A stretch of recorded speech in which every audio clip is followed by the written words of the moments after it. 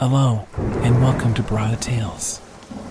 Tonight, we're bringing you a selection of eerie stories paired with the soothing sound of rain to help you relax and drift off to sleep. Before diving into the atmosphere of suspense, leave a comment below letting us know where you're watching from and what time it is. If these stories send chills down your spine, don't forget to like, share, and subscribe.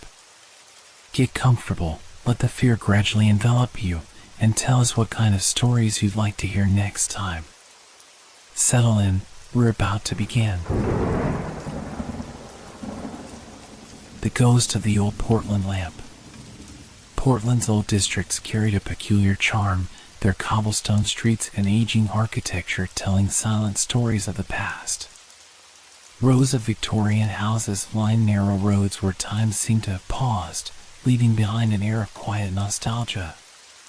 Amid these relics of history stood a peculiar street lamp at the corner of Pine Street and Jefferson Avenue. Unlike the other lamps in the neighborhood, this one stood out, not for its design, but for the unease it inspired. By daylight, it seemed ordinary enough, a weathered iron post with a cracked glass casing, its once bright paint long faded to a dull brown. But at night, when the city settled into its nocturnal rhythms, the lamp came alive. Its light was no steady beacon like the others on the street. Instead, it flickered unpredictably, glowing dimly one moment and flaring brightly the next. The effect was unnerving, as if the lamp itself were alive, breathing in and out with an unseen force. Locals avoided it whenever possible, crossing the street or taking longer routes to avoid its eerie glow. The haunted lamp, they called it, always with a nervous laugh that couldn't quite mask their unease. Stories circulated about the strange things that happened near it. Some claimed they heard whispers when standing too close, low, unintelligible murmurs carried on the wind. Others spoke of feeling an unnatural chill that seeped into their bones even on warm summer nights. The bravest, or the foolish, reported fleeting glimpses of a figure standing beneath the light, only to vanish when approached. Children turned the lamp into a rite of passage, daring each other to stand under its glow for 10 seconds. None ever lasted, and their screams of fright were enough to confirm that the lamp's reputation was more than just myth. Adults scoffed but avoided the corner nonetheless. For Sam, a journalist known for chasing the supernatural and the unexplained, the lamp was irresistible. Urban legends were his specialty, and this one promised intrigue like no other. Over the years, Sam had written about haunted houses, cursed artifacts, and chilling local mysteries, but nothing had prepared him for the peculiar pull of the Portland lamp. Standing at the corner for the first time, Sam found himself transfixed. The lamp was so unassuming by day, blending into the neighborhood's vintage aesthetic, but even then, something about it felt wrong. It was as if the air around it held a subtle charge, an energy that pressed against the skin and refused to be ignored. Sam's curiosity burned brighter than any fear. He had heard the warnings from locals, the half-joking suggestions to leave it alone and not stir up what doesn't want to be found. But skepticism was part of his job, and where others saw danger, he saw opportunity.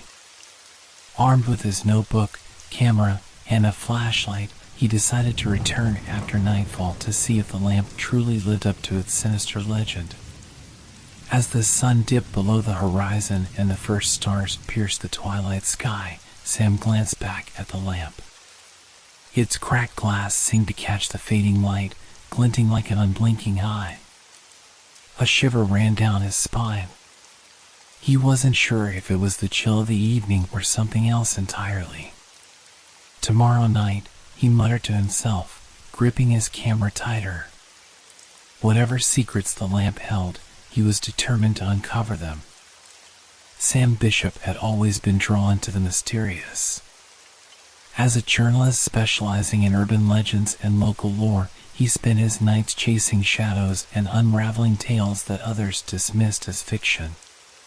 To Sam, the unexplained was an open challenge, a puzzle waiting to be solved. So, when a colleague casually mentioned a haunted street lamp in Portland's historic district, Sam's curiosity ignited instantly. "It's just a lamp, right?"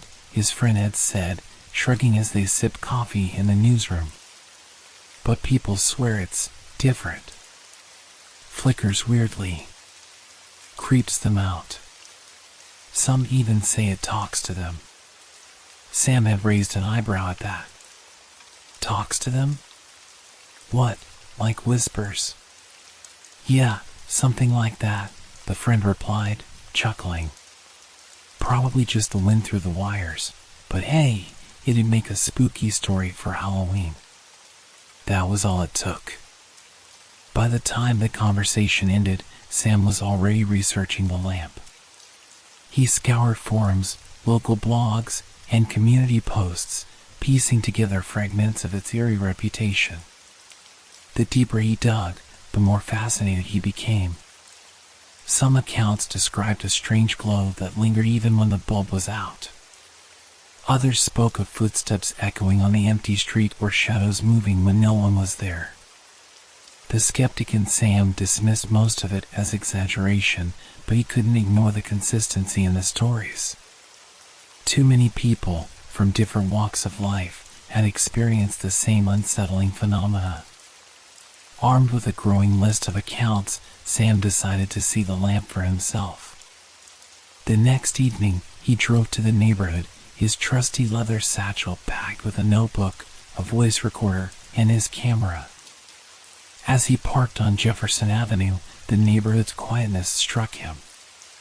The streets were empty, and the rows of dimly lit houses seemed to huddle under the weight of the evening sky. It didn't take long to find the lamp. Its flickering light made it impossible to miss. Sam stood a few yards away, watching as the glow pulsed faintly, then flared brightly before dimming again. The effect was hypnotic, almost as if the lamp were breathing. He approached cautiously, taking in every detail. The post was coated in rust, its edges softened by time. The glass casing, cracked and smudged with grime, seemed fragile, as though a single touch might shatter it. Yet, despite its decrepit state, the lamp cast a light that felt strangely alive, like it had a will of its own. Sam pulled out his notebook and began jotting down observations. The light pattern didn't match the irregular hum of a faulty bulb. It was deliberate, almost rhythmic.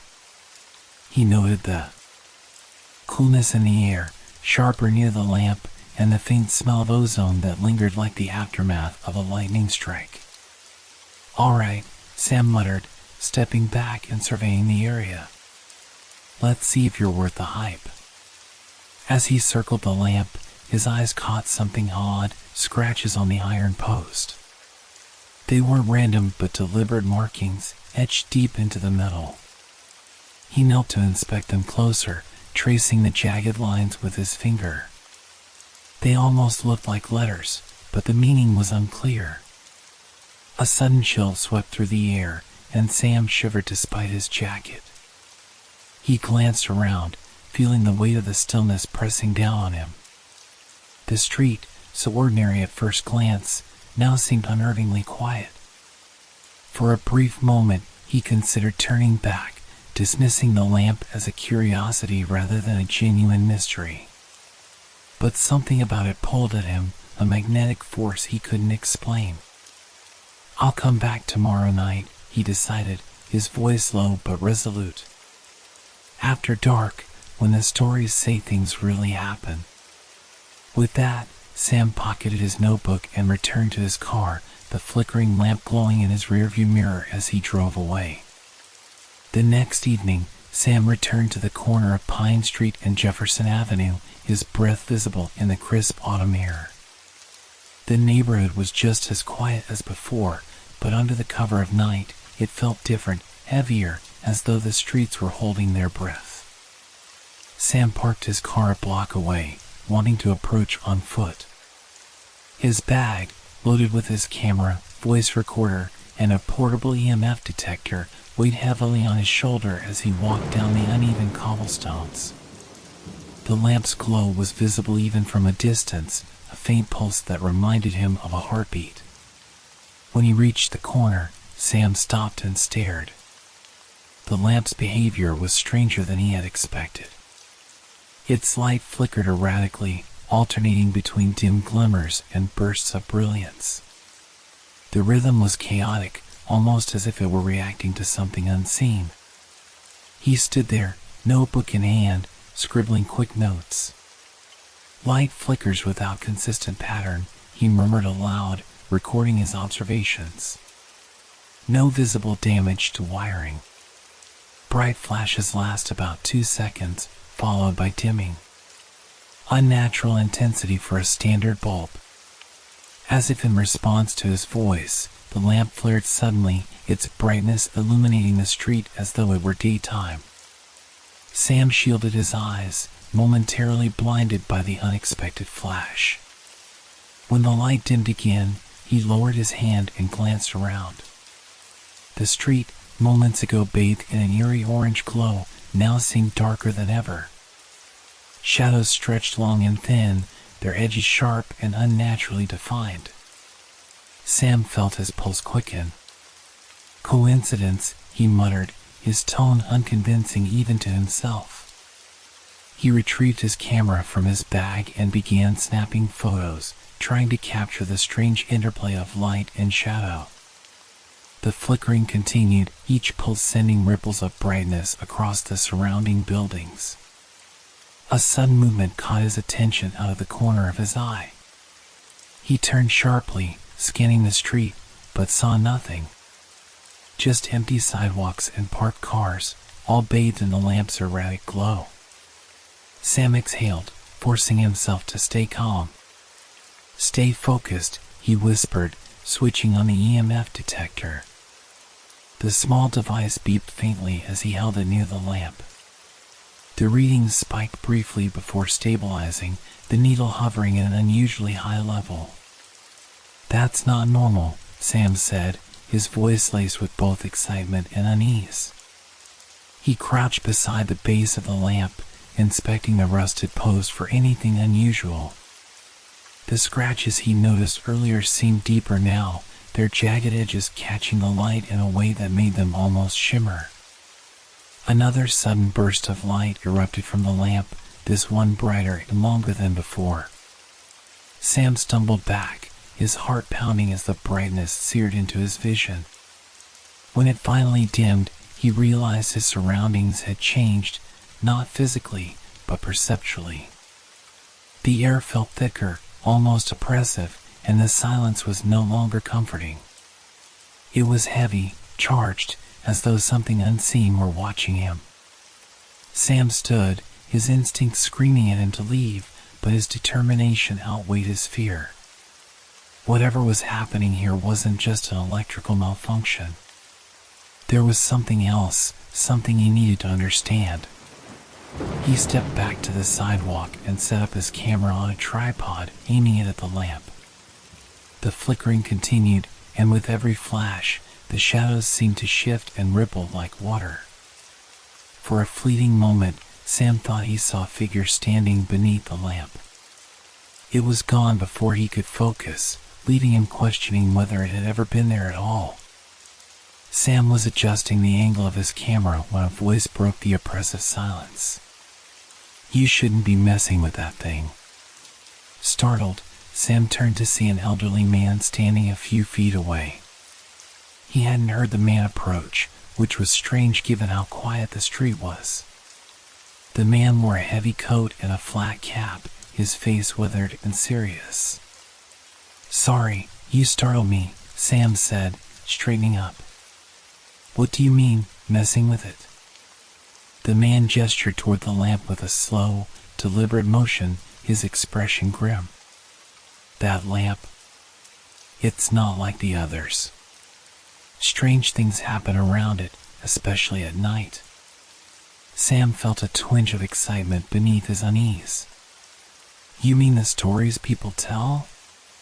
Whispers, shadows, that sort of thing?" The man nodded. I've lived here for over 40 years, and that thing's always been off. Some nights, you'll hear it. Not just flickering, but humming like it's alive. And people who get too curious, who spend too much time near it," he trailed off, his gaze distant. "What happens to them?" Sam prompted, trying to keep his voice steady. The man hesitated before answering. "They change. Some move away and never come back. Others, well, they're not quite the same afterward. Like something's been taken from them." Sam suppressed a shiver. "Have you seen anything yourself?" The old man's eyes narrowed slightly, as if weighing whether to share more. "Once," he said after a pause. "Years ago. A young woman stood where you're standing now, staring at the lamp just like you are. She seemed drawn to it. I tried to warn her, but she wouldn't listen. The next morning, her family said she disappeared. No trace, no explanation." Sam felt his heart quicken. "And you think the lamp had something to do with it?" The man didn't answer directly. "Instead," he said, "people call it haunted, but that's not the right word. It's not just a ghost, it's something worse. Something that feeds on curiosity." Sam took a step closer to the man, his journalist instincts kicking in. "If you've known about this for so long, why hasn't anyone done anything? Replaced it? Taken it down?" The man's gaze turned cold. "They've tried. But no matter what they do, cut the power, replace the bulb, even take down the post, it always comes back. Sometimes in the same spot, sometimes on a different corner. Like it refuses to stay gone." Sam's skepticism wavered under the weight of the man's words. He glanced back at the lamp, its flickering light casting erratic shadows on the cobblestones. "Look," the man continued, his tone urgent. "Whatever you think you're doing here, stop. Walk away while you still can." Sam wanted to argue, to press for more details, but the man's expression was so earnest, so full of fear, that he couldn't bring himself to push further. "I appreciate the warning," Sam said, though his determination hadn't faltered. The man sighed heavily and took a step back, as if distancing himself from whatever fate awaited Sam. "Just remember, some stories aren't meant to be told." With that, he turned and walked away, disappearing into the shadows as quietly as he had appeared. Sam watched him go, his words lingering in the air like the faint hum of the lamp.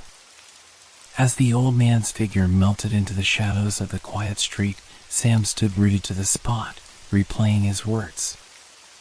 A lamp that feeds on curiosity? Disappearances? That's just small-town paranoia, he thought, though a knot of unease had settled in his chest. Sam glanced at the lamp, its erratic flickering as hypnotic as ever. He tightened his grip on the strap of his satchel. The journalist in him refused to walk away, especially after hearing such a chilling first-hand account. 40 years of rumors, and no one's gotten to the bottom of it, Sam muttered, shaking his head. "Well, someone has to." He set his jaw and adjusted his tripod. Despite the old man's warning, leaving now felt like conceding to fear, and fear wasn't something Sam let dictate his actions.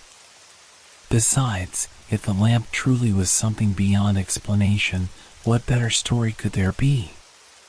The night deepened around him, the temperature dropping with each passing hour. The streets, already quiet, now seemed utterly lifeless. Even the occasional hum of distant traffic had faded, leaving only the faint crackle of the lamp's glow. Sam checked his camera, ensuring it was recording both video and audio. His voice recorder lay nearby, its red light blinking steadily. "All right, let's see what you've got," he said aloud, addressing the lamp as if it were a living thing. The lamp's glow flared briefly, almost as if responding to him.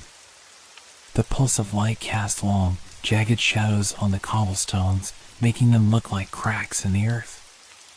Sam felt a prickling sensation on the back of his neck, but shook it off. He paced the perimeter of the corner, taking photos from different angles.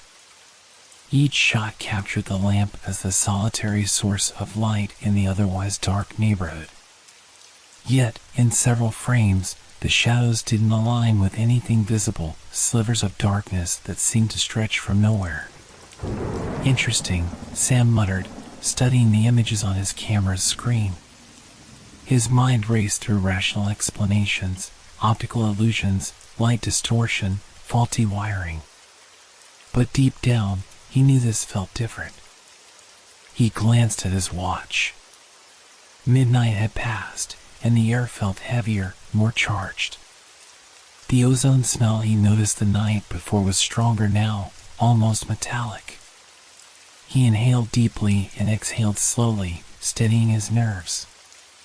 As the minutes ticked by, Sam set up his chair and sat a few feet from the lamp, determined to document whatever might happen. The old man's warning echoed in his mind, but he pushed it aside. This is just a story, he told himself firmly. And stories don't hurt people. The lamp flickered again, its light washing over him in uneven waves. Somewhere in the back of his mind, a small, nagging voice whispered, "What if this story is different?" Sam set down his bag next to the lamp post, the worn leather scraping against the cobblestones. The air was colder now, biting at his exposed skin despite his thick jacket. He crouched and carefully unpacked his equipment, placing his camera on the tripod and angling it directly at the lamp. Its flickering light created strange halos on the lens, a ghostly glow that looked even more unsettling through the viewfinder. Satisfied with the camera's placement, he positioned a small notebook on his makeshift desk, a folding chair he brought along. The pages were filled with hastily scrawled observations from earlier, flickering patterns irregular. Shadows seemed to move unnaturally. EMF spikes unusually high. He flipped to a fresh page, clicked his pen, and wrote, 11:35 p.m., camera and audio recording activated. Setting up observation station. Lamp behavior remains inconsistent. No external stimuli appear to influence the flickering. Sam leaned back and scanned his surroundings. The streets were eerily empty, and the houses lining them were dark, their occupants either asleep or unwilling to acknowledge the lamp's peculiar presence.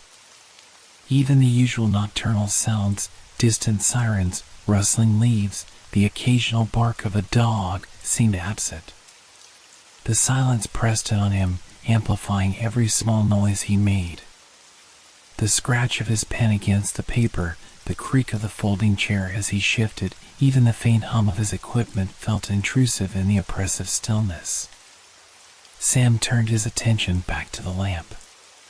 Its glow pulsed faintly, the light casting erratic patterns on the ground. He noted how the shadows twisted and stretched, refusing to conform to the natural lines of the buildings and lampposts around them. He picked up his voice recorder and spoke into it, his voice steady but low. The lamp's behavior is unsettling. Shadows don't align with their sources. Flickering intensifies at irregular intervals. No sound from the lamp itself, apart from occasional electrical buzzes. He paused, glancing at the shadows again. For a brief moment, one seemed to ripple, as though it were moving independently. He blinked, and it returned to its static shape. Possible optical illusion, Sam added into the recorder, though he didn't fully believe his own explanation. He adjusted his camera's focus, zooming in on the lamp's bulb. Through the viewfinder, he could see faint scratches and what looked like a dark smudge on the inside of the glass. He made a mental note to examine the footage later, hoping the high resolution would reveal more details. Sam sat back down and picked up his pen again, writing a new observation. 11:50 p.m., shadows behaving unusually. Possible distortion effect caused by flickering light. Further analysis needed. The night deepened, the silence growing heavier with each passing minute. As Sam continued to observe and document, an unexpected sound broke through the stillness, a faint, almost imperceptible whisper. He froze, the pen stilling in his hand. The sound wasn't coming from the lamp, but from somewhere nearby. Or was it everywhere at once? It was too soft to make out words, but it carried an unmistakable urgency, like someone trying to warn him. Sam swallowed hard, glancing around. The street remained empty, the shadows still, but the whisper persisted, growing louder with each flicker of the lamp.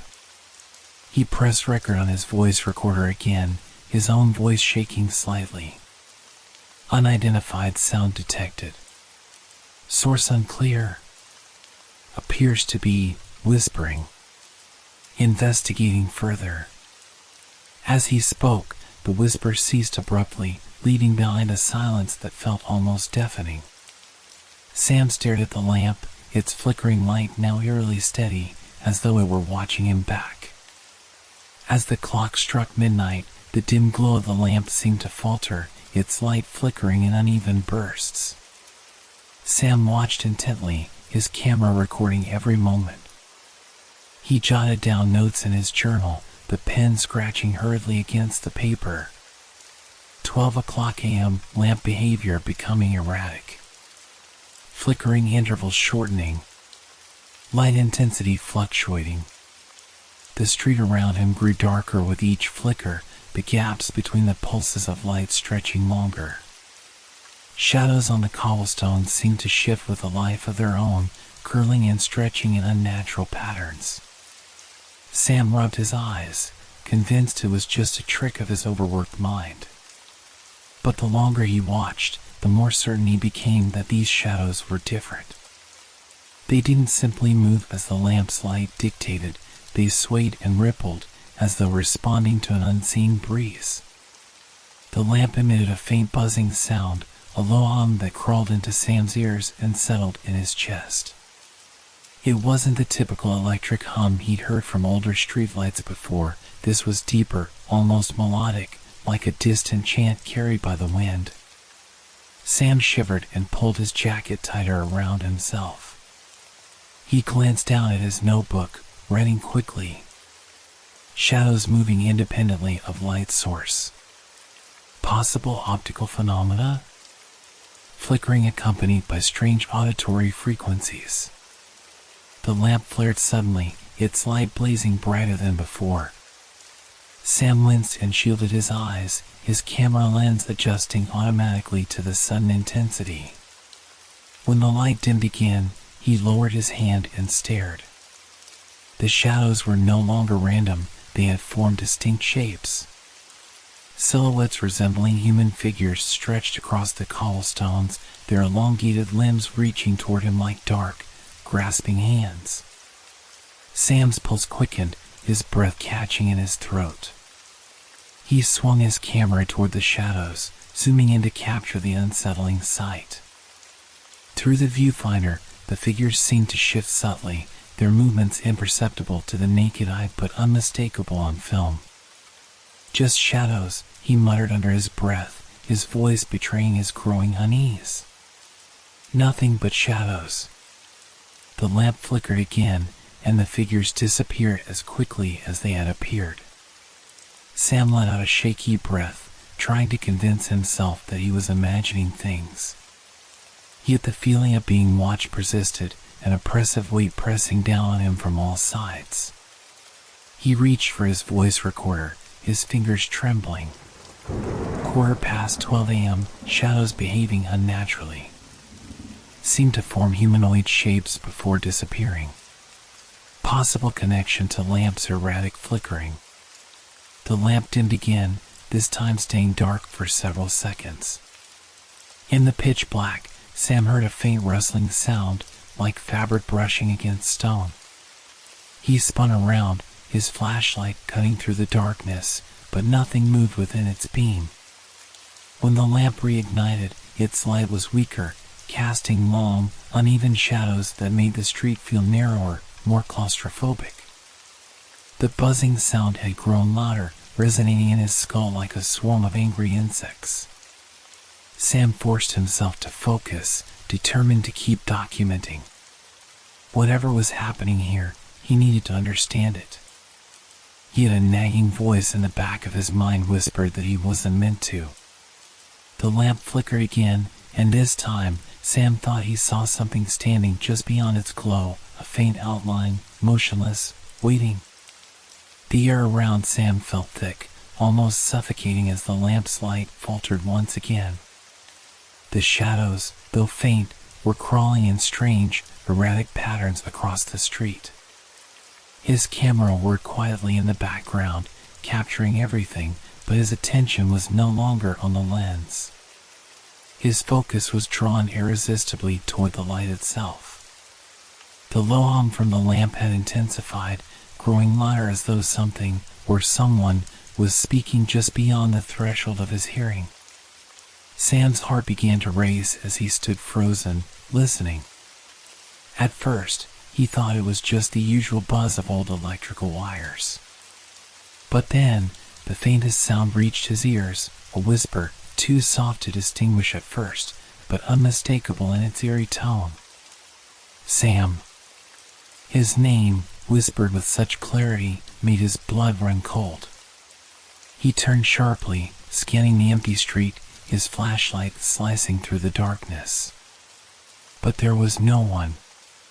Just the street, the lamp, and the growing chill in the air.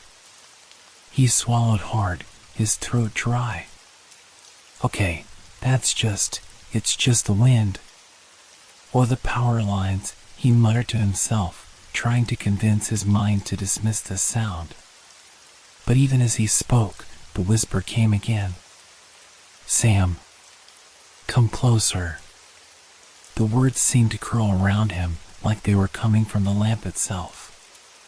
They weren't loud, but they were so personal, so clear, that Sam felt a shiver creep up his spine. He quickly grabbed his voice recorder, desperate to capture the sound, but the moment his finger hit the record button, the whisper stopped. The street fell completely silent.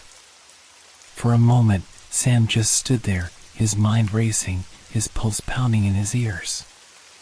It's nothing. It's just the wind, or the stress, he reasoned, but the words felt hollow in his chest. He adjusted the settings on his camera, forcing himself to breathe deeply. His rational mind told him to leave. This wasn't worth it. But the journalist in him, driven by curiosity and the need to understand, told him to stay. He turned back toward the lamp, his eyes fixed on its wavering light.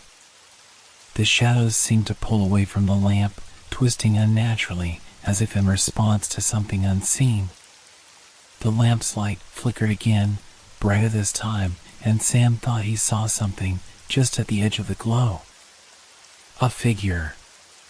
He squinted, his heart hammering as he lifted the camera, zooming in. The figure was barely visible, but its shape was unmistakable. A woman, standing motionless just beyond the light's reach. Her posture was stiff, unnervingly so, as if frozen in place. Before he could react, the whisper returned, louder now, more insistent. Help me, Sam.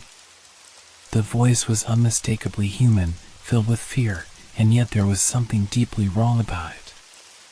Sam's throat tightened, and his body froze, the hair on the back of his neck standing on end. He couldn't move. His legs felt like lead, his breath coming in shallow gasps. The figure didn't move. It stayed in the same spot, its head slightly tilted as if waiting for something, waiting for him. The lamp flickered again, and the figure was gone. Sam blinked, and just like that, she vanished into the darkness, leaving only the faint traces of shadow behind. He lowered his camera slowly, his hands shaking, unable to make sense of what he had just witnessed. The whispers stopped, but the air felt heavier now, as though something had shifted in the space between him and the lamp. His instinct screamed at him to leave, to run, to escape whatever this was, but he couldn't. Not yet. Not until he had answers. Shaking, he picked up his notebook, his pen moving frantically across the page. 12:45 a.m., whispered voices heard from the direction of the lamp. Words unclear but seemed directed toward me. Figures seen near the light disappeared when I looked away. Sam pressed record again, his voice barely above a whisper. The lamp is speaking. I don't know how, but it's speaking to me. The silence returned, almost suffocating in its intensity. Sam's breath echoed in his ears, and the chill in the air seemed to have deepened, an oppressive weight pressing down on him. He could feel his heart pounding in his chest, each beat a drum in the heavy stillness. He stared at the lamp, which flickered once again, casting its irregular light over the street. The shadows it created seemed to stretch farther and farther, as though trying to escape the confines of the lamp's glow. Sam's eyes scanned the darkness, trying to pierce through the thick veil of night, but the street remained empty, save for the lone light standing in the middle of it all. And then, without warning, he saw it. A figure, darker than the surrounding shadows, appeared just beneath the lamp. It was almost as though the light itself was swallowed by the darkness, leaving behind only the shape of a person standing there. Sam's breath caught in his throat as he raised the camera, the lens shaking as he tried to focus. The figure was tall, its edges blurred, like smoke that hadn't quite settled into solid form. It stood motionless, its presence overwhelming, yet eerily detached, as if it didn't belong in the world Sam inhabited. For a brief moment, everything else in the world seemed to fall away. The street, the lamp, the cold night air, none of it mattered as his eyes were locked on the figure. It's not real, Sam thought desperately. It can't be. But the figure remained, solidifying as the lamp's light flickered once more, casting long, twisted shadows on the ground. Sam's hands trembled, but his instincts as a journalist kicked in. He was here to document, to understand. He clicked the camera shutter, the sound of the lens adjusting slicing through the quiet night. The figure seemed to turn its head slightly, its form slightly shifting, almost in response to the click. And then, without warning, it vanished. One moment it was there, the next it was gone, disappearing as though it had never existed. The shadows it had cast seemed to disappear as quickly as the figure itself, leaving only the faint, lingering sense of something that should not have been. Sam stood frozen for a long moment, the camera still raised, his eyes wide. His heart raced in his chest, every muscle in his body tense. He tried to speak, but his voice caught in his throat, trapped by the weight of what he had just witnessed. He couldn't rationalize it. The figure wasn't human, he hadn't seen any movement, no clear shape to suggest a person. It had been wrong. Something otherworldly. He finally lowered the camera, but his hands still shook as he checked the footage. The viewfinder had captured the figure, though it appeared as nothing more than a black smudge in the dim light. The shape was there, just for a fleeting moment, and then, nothing. What was that?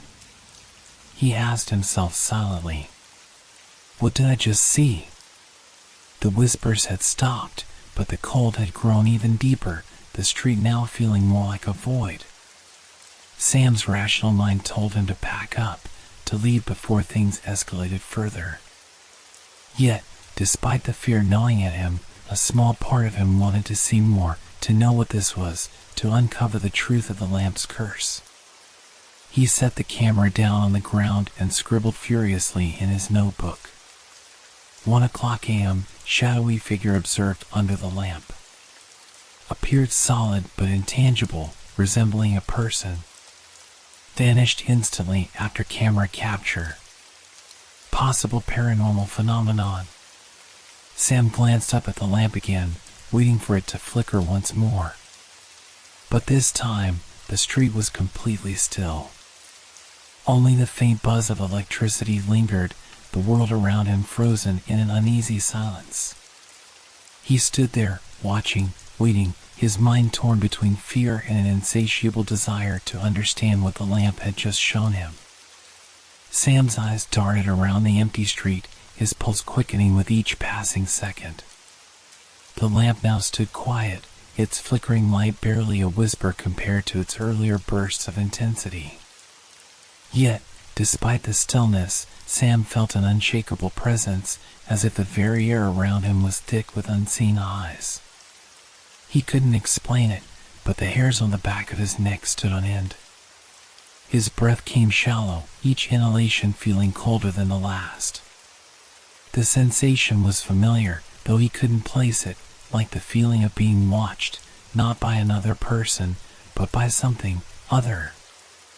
His heart hammered against his ribcage as he glanced around again, his gaze scanning every shadow, every corner. Nothing moved.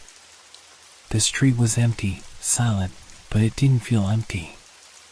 It felt filled, as though the darkness had taken on a life of its own. No, he thought, his mind racing. This isn't normal. I need to get out of here. His hands trembled as he reached down to pick up his camera and notebook, the weight of his equipment feeling heavier now than it ever had. Every movement felt sluggish, like his body was fighting him, urging him to run, to escape. But Sam's resolve was strong. He wasn't ready to leave. He needed more evidence. The figure, the whispers, they were proof, weren't they? Proof of something that couldn't be explained. He had to stay, he had to understand. Yet as he turned away from the lamp and took a hesitant step toward his car, the cold around him seemed to press in closer, suffocating him. The light from the lamp flickered again, casting long, distorted shadows that stretched toward him. The feeling of being watched intensified, and Sam's chest tightened as though a hand was gripping his heart. He could hear his own breathing, shallow and quick, mingling with the faint hum of the lamp. Then, in the silence, he heard something else. A faint rustling. Not from the wind. Not from the trees. It came from behind him. Sam's body went rigid, his feet frozen to the cobblestones. He fought to turn around, but every instinct screamed at him to run, to escape before whatever was following him got any closer. Slowly, his gaze shifted to the darkness behind him. There was nothing there. But the rustling continued, soft and persistent, like footsteps in the distance. Not on the ground. Not above. But within the air itself, as if the shadows were alive, shifting and moving around him. His heart raced as the feeling of eyes on him became unbearable. Something was close, too close. Sam finally snapped, spinning on his heel and rushing toward his car. His legs felt heavy, as though each step was weighed down by invisible hands.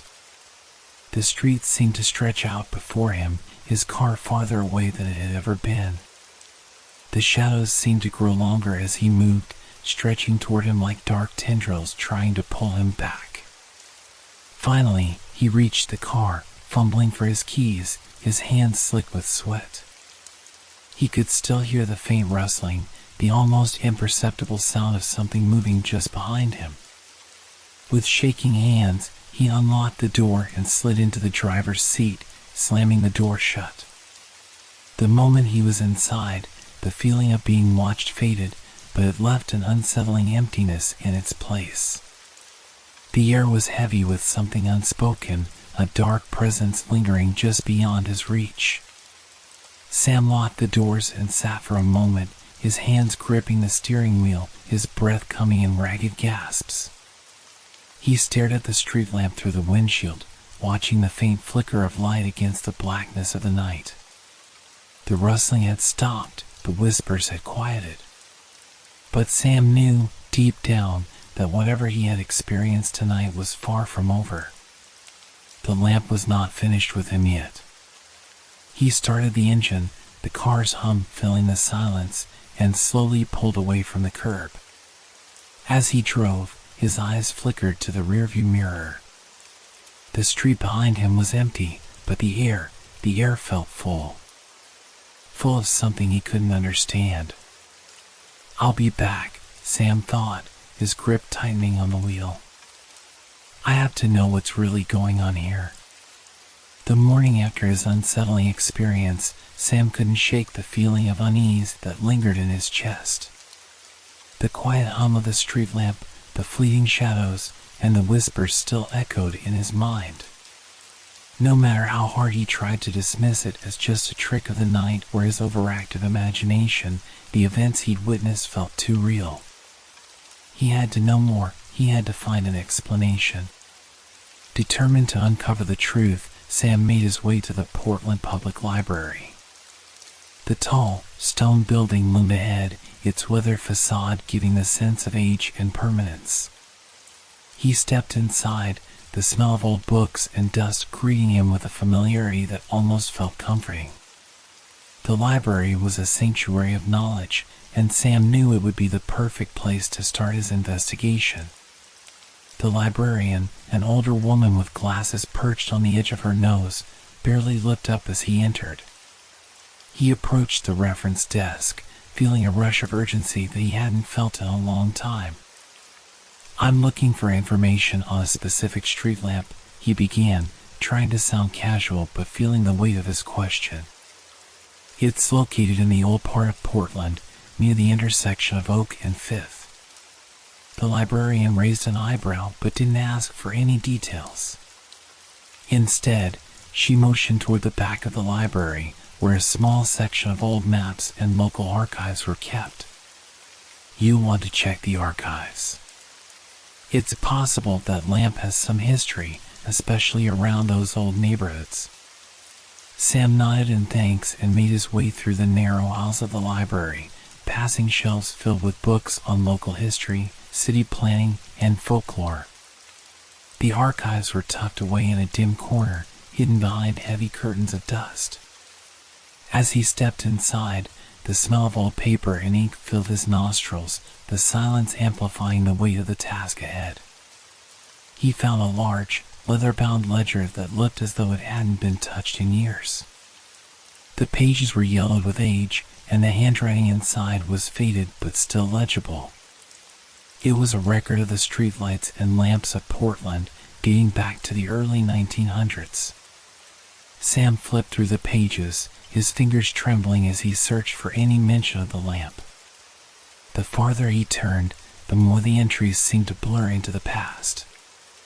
The records were filled with mundane details, installation dates, maintenance reports, occasional repairs, but then his eyes landed on an entry that made his breath catch in his throat. October 13th, 1921, Oak and Fifth, installation of new street lamp.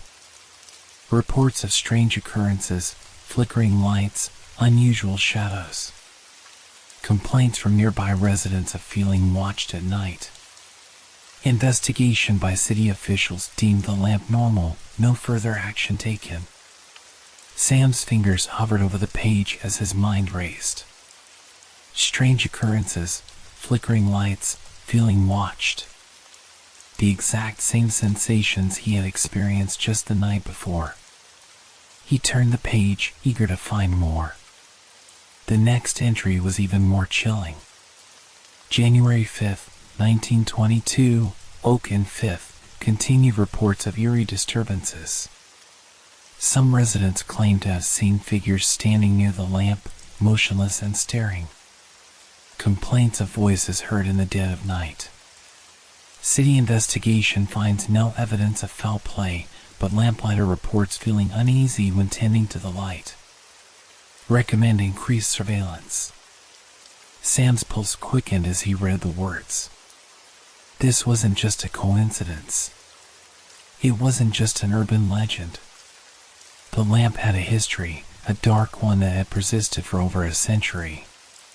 The next few pages detailed more reports, similar sightings, whispers, and strange figures standing beneath the light, staring at those brave enough to approach. The local authorities had tried to ignore the strange occurrences, dismissing them as overactive imaginations or the result of too much alcohol. But Sam knew better. The eerie pattern was too clear to ignore. February 15, 1923, Oak and Fifth lamplighter reported a shadowy figure under the lamp once again. This time, the figure appeared to follow him. The lamplighter fled the area, refusing to return. Streetlight now deemed cursed. Sam felt his stomach tighten as he closed the ledger. He sat back in his chair, trying to process everything he had just learned. The lamp wasn't just haunted, it was cursed. And whatever had been watching him last night, whatever he had felt in the shadows, was part of something far older and darker than he could have imagined. He glanced around the library, the weight of the history around him pressing in. What was he getting himself into? And what would happen if he kept digging into this cursed lamp's past? With a deep breath, Sam stood up, his resolve hardening. He wasn't going to stop now. Whatever this lamp was, whatever it wanted, he was going to uncover the truth. But as he walked toward the exit, a strange thought gnawed at the back of his mind. What if the lamp didn't want the truth to be uncovered? Sam couldn't shake the unease that had settled over him after his discovery. The reports about the lamp's eerie history were one thing, but there was something deeper, something far more sinister lurking in the shadows of its past.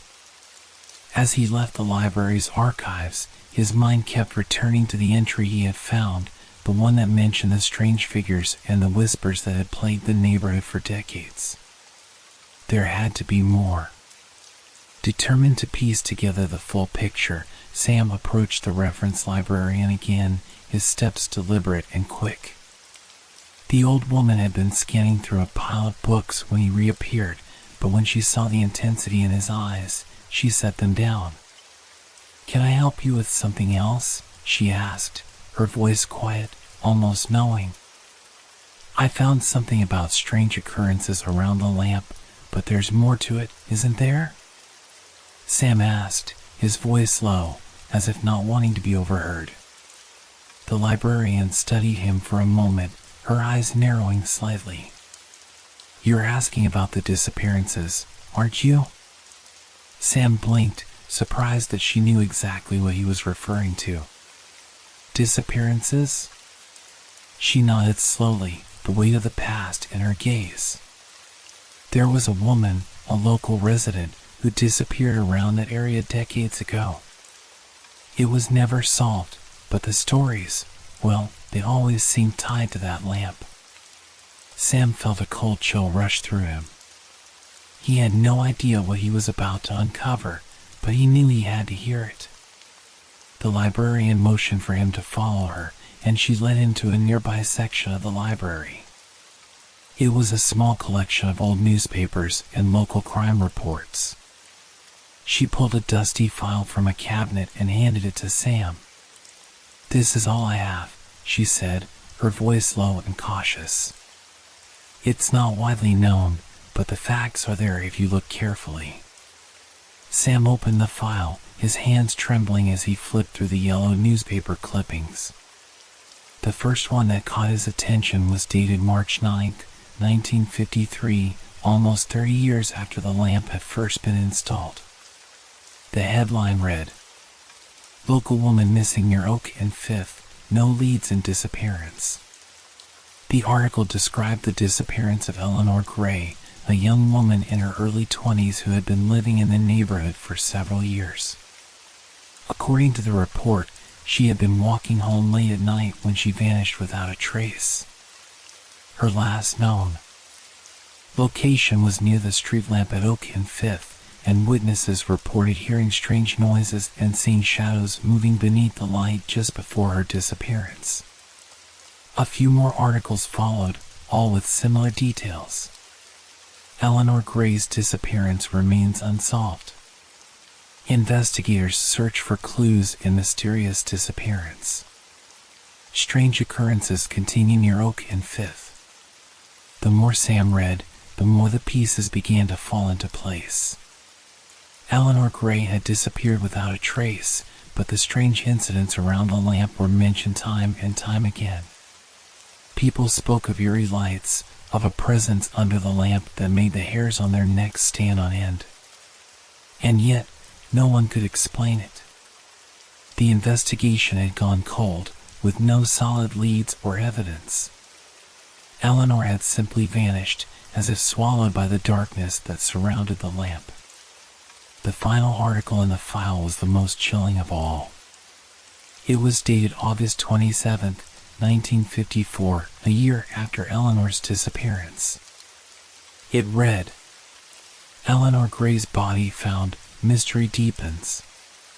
The body of Eleanor Gray had been discovered near the same street lamp where she had last been seen. The article detailed the strange circumstances of her death.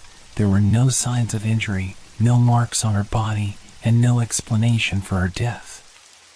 She was simply found lying in the grass under the lamp, as if she had collapsed and died in her sleep. The report noted that her expression was peaceful, almost serene, too serene for someone who had been missing for over a year. The article ended with the words, "Authorities have no explanation for the cause of death. The case remains open." Sam closed the file, his heart pounding in his chest.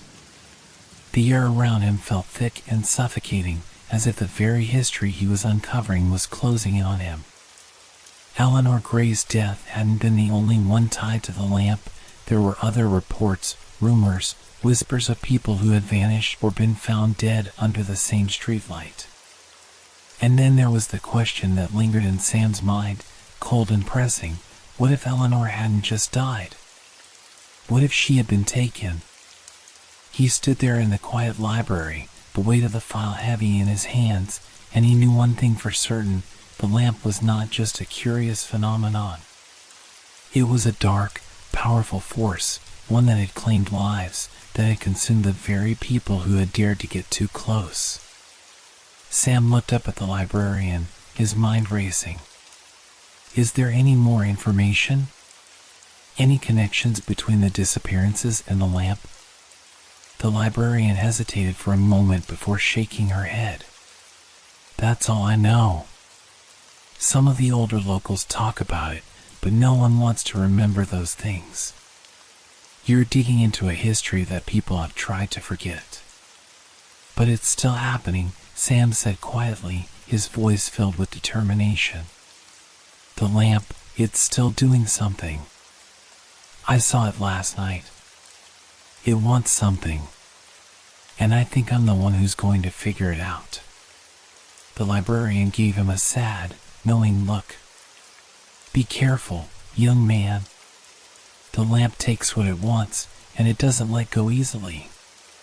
Sam nodded, the words of warning hanging in the air, but his resolve was clear. He wasn't going to stop. Whatever this was, whatever had happened to Eleanor and so many others, Sam would find the truth. He had no choice now. He was already too deep. As Sam absorbed the chilling details of Eleanor Gray's disappearance and death, a dark thought gnawed at him. He had stumbled upon a pattern, something far deeper than he had originally anticipated. But there was still more. He had to keep pushing. He wasn't about to let the mystery slip through his fingers. Determined to dig further, Sam returned to the librarian, who was now shelving a few old books in the corner of the library. Her movements were slow and deliberate, and there was a distant look in her eyes, as if she had seen too much over the years to be surprised by anything. I need to find more, Sam said, trying to mask the urgency in his voice. Is there anything else? Anything about the lamp's past? About strange sightings or ghosts? The librarian didn't look up at first. Then, slowly, she paused. Her hands, though steady, seemed to hold the weight of the question before her. Finally, she sighed and set the books down, her gaze turning to meet his. There's one article, she said softly. I didn't think you'd want to see it. Most people don't. It's not the kind of thing you just read casually. Sam's curiosity was piqued. I'm not most people. I need to know everything. The librarian studied him for a moment, and then, with a reluctant sigh, she moved to a nearby drawer and pulled out a thin folder. The folder was worn, its edges curled, as though it had been passed from hand to hand over the years. She flipped it open carefully, as if afraid the fragile pages might disintegrate at the slightest touch. Inside was an old newspaper clipping, the print faded but still readable. The headline was bold, almost too bold for the strange tale it told. Spectral figures seen beneath Portland's haunted lamp, local witnesses speak of unseen presence. The date was November 18, 1934.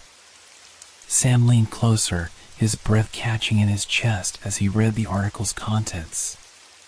The report described a series of strange sightings reported by several residents near Oak and Fifth, where the old street lamp stood.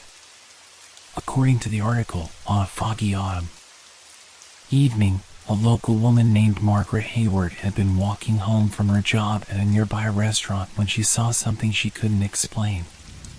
Margaret had been passing under the lamp when she felt a sudden chill. She looked up and saw a figure standing motionless under the flickering light. The figure was tall and shrouded in shadow, its form indistinct, but its presence unmistakable. Margaret described the figure as wearing a long coat, its face hidden by the hood, standing perfectly still as if waiting for something. But what made the sighting particularly unnerving was the fact that, despite the chill in the air, the street lamp was not casting the figure's shadow. It stood in an unnatural darkness, as though it were not part of the world around it. And when Margaret tried to approach, the figure seemed to vanish into the fog, leaving only the eerie hum of the lamp. A number of other locals came forward with similar accounts, each describing the figure as appearing at the same spot, under the same street lamp, year after year. The figure was always the same, motionless, hooded, and terrifyingly distant. Some witnesses even claimed they heard faint whispers, like a voice calling from the darkness. But whenever anyone tried to get closer, the figure would slip away, vanishing into the fog as if it had never been there at all. The article ended with a line that sent a shiver down Sam's spine. Many have said that the lamp does not just illuminate the streets of Portland, it watches, it waits, and it claims the souls of those who dare to venture too close. Sam's hands shook as he finished reading. The ghostly figure described in the article was unmistakably the same one he had seen in his own experience the night before. The shadow, the eerie presence beneath the lamp, the unsettling feeling of being watched, all of it was connected. The figure, whoever or whatever it was, had been appearing for decades. It was part of the lamp's curse, part of the dark force that seemed to haunt the intersection. He turned to the librarian, his voice a whisper. Do you think this figure is it connected to the lamp somehow? The librarian gave a slow, deliberate nod. It's all part of the same story. The lamp, it has always had a strange pull on people. Some say the figure is the soul of someone lost long ago, trapped in the dark. Others say it's not a person at all, but a manifestation of something darker. Either way, it's always been there. Sam took a deep breath, trying to steady his racing thoughts. And Eleanor Gray, she must have seen it too, right? Before she disappeared? The librarian didn't answer immediately. Instead, she looked away, a shadow crossing her face. Some say she did. Some say she wasn't the first to fall under its spell. Sam stood in stunned silence. The pieces were starting to fit together in a way that made his blood run cold. The figure, the disappearances, the whispers, all of it was tied to the lamp. But how? And why? I need to find out more, Sam said finally, more to himself than to the librarian. I need to know what happened to these people. I need to know what this thing wants. The librarian's eyes softened, almost with pity. Just be careful, Sam. The lamp doesn't give up its secrets easily. And once it has you in its sights, it doesn't let go. Sam nodded grimly. He wasn't about to turn back now. He had come too far, uncovered too much. But the deeper he dug into the lamp's past, the clearer it became. Whatever it was that haunted Portland streets, it was far more dangerous than anyone had ever realized. Sam knew he had to dig deeper. The more he uncovered, the more the pieces began to fit into a disturbing puzzle. Eleanor Gray's disappearance was just the beginning, but the ghostly figure and strange events tied to the lamp were far from isolated incidents. There was more to this story, and Sam was determined to find it. That's when he remembered someone who might know more, an old man named Jack Thompson, who had lived in Portland for most of his life. Jack was a fixture in the neighborhood, a quiet, withered man who often sat on his front porch, watching the world go by with a knowing look in his eyes.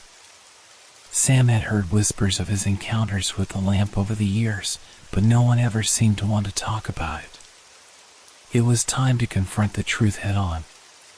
Sam found Jack on his porch one chilly afternoon, sipping coffee from a chipped mug. The man's eyes were sharp, though his hair had turned white long ago, and his back was slightly hunched from age. Sam approached him cautiously, unsure how to begin. "Mr. Thompson?" Sam called softly, and Jack looked up, squinting as he took in Sam's unfamiliar face. "Yeah? Who are you?"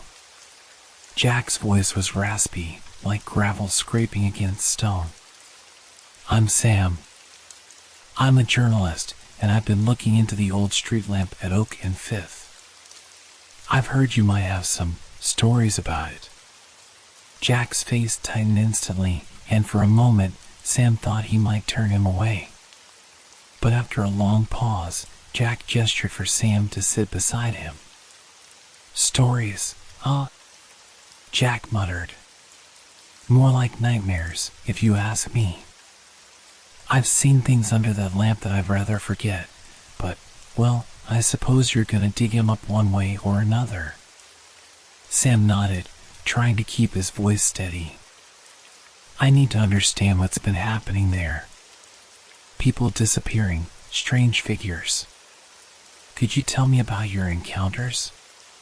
Jack set his mug down on the porch table, his gnarled hands trembling slightly. "I reckon you want to know what the lamp really is, don't you?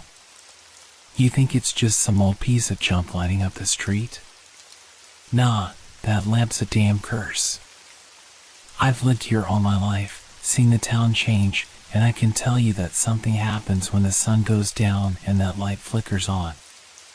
Something not human." Sam leaned forward, his curiosity piqued. "What do you mean? What have you seen?" Jack's eyes darkened, and he looked away, as though struggling to put the memories into words. Finally, he spoke in a low voice, almost a whisper. "It was back in the 60s. I was just a young man back then. My wife and I used to walk past that lamp after dinner. We didn't think much of it, just an old street light. But one night, something felt different. It was late, and the fog had rolled in thick, covering everything in a heavy blanket. We didn't know it, but we were being followed." Jack paused for a moment, his eyes distant, as if seeing the past unfold before him. We started hearing something like soft steps behind us. At first, I thought it was just the sound of the fog moving, but it kept getting closer, like someone was right behind us. I turned around, expecting to see a neighbor or someone out for a late walk, but there was nobody there. Nothing but that lamp flickering. Jack swallowed hard, his throat dry. Then, out of nowhere, I saw it. A figure, just standing under the light. No face, just a hood and a long, dark coat. Didn't move, didn't say a word. But the air, it was different. Like it was wrong.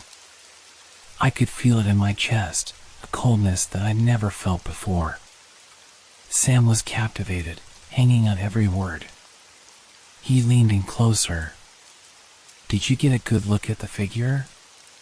Jack shook his head, his face twisting into a grimace. "I didn't want to. I knew better than to get too close to it. The stories people told, those damn stories about people who tried to approach and never came back. I wasn't about to make the same mistake. But that's not the worst of it. The worst part was when it whispered." "Whispered?" Sam repeated, feeling a chill creep up his spine. Jack nodded. "A voice, soft, like a breath against your ear. It said my name. I swear it said my name, Sam. I didn't even tell anyone where I was going that night. There was no way it could know." Sam felt his stomach twist. What did it want? Jack looked up at the street lamp, his eyes narrowing. It wasn't about what it wanted, it was about what it took. You hear about those disappearances, don't you? People just vanish, like they were never there. I think that thing takes them, one by one. I know it took my wife. Sam's breath caught in his throat. Your wife? What happened to her? Jack's face fell, and his voice became a haunted whisper. She went missing a week after that night. Gone without a trace. I searched everywhere for her, but there was nothing. Just that damn lamp flickering in the distance, calling me back. I knew what had happened. I knew she was gone, and that I would be next if I didn't leave. I moved away soon after that, tried to forget. But it's always there, Sam. That lamp. Always waiting. Sam sat in stunned silence. The pieces of the puzzle were coming together, but they were more horrifying than he could have imagined. He had thought he was prepared for the truth, but hearing Jack's story, the fear, the loss, the unexplainable nature of it all, shook him to his core. I'm sorry for your loss, Sam said softly. Jack looked at him, his eyes filled with a mixture of sadness and something darker. Don't be. Just don't go near that lamp, Sam. I'm telling you for your own good. Whatever's out there, it doesn't stop. Sam stood up, his mind racing. There was no turning back now. He had to know more. He had to face whatever it was that haunted the lamp at Oak and Fifth. The truth was out there, and Sam was determined to find it. Sam couldn't shake the feeling that something was slowly changing inside him. The more he learned, the deeper the grip of fear tightened. He had always prided himself on being rational, skeptical even, but as he listened to Jack Thompson's tale, something deep within him began to unravel. Was it possible that the lamp truly was haunted?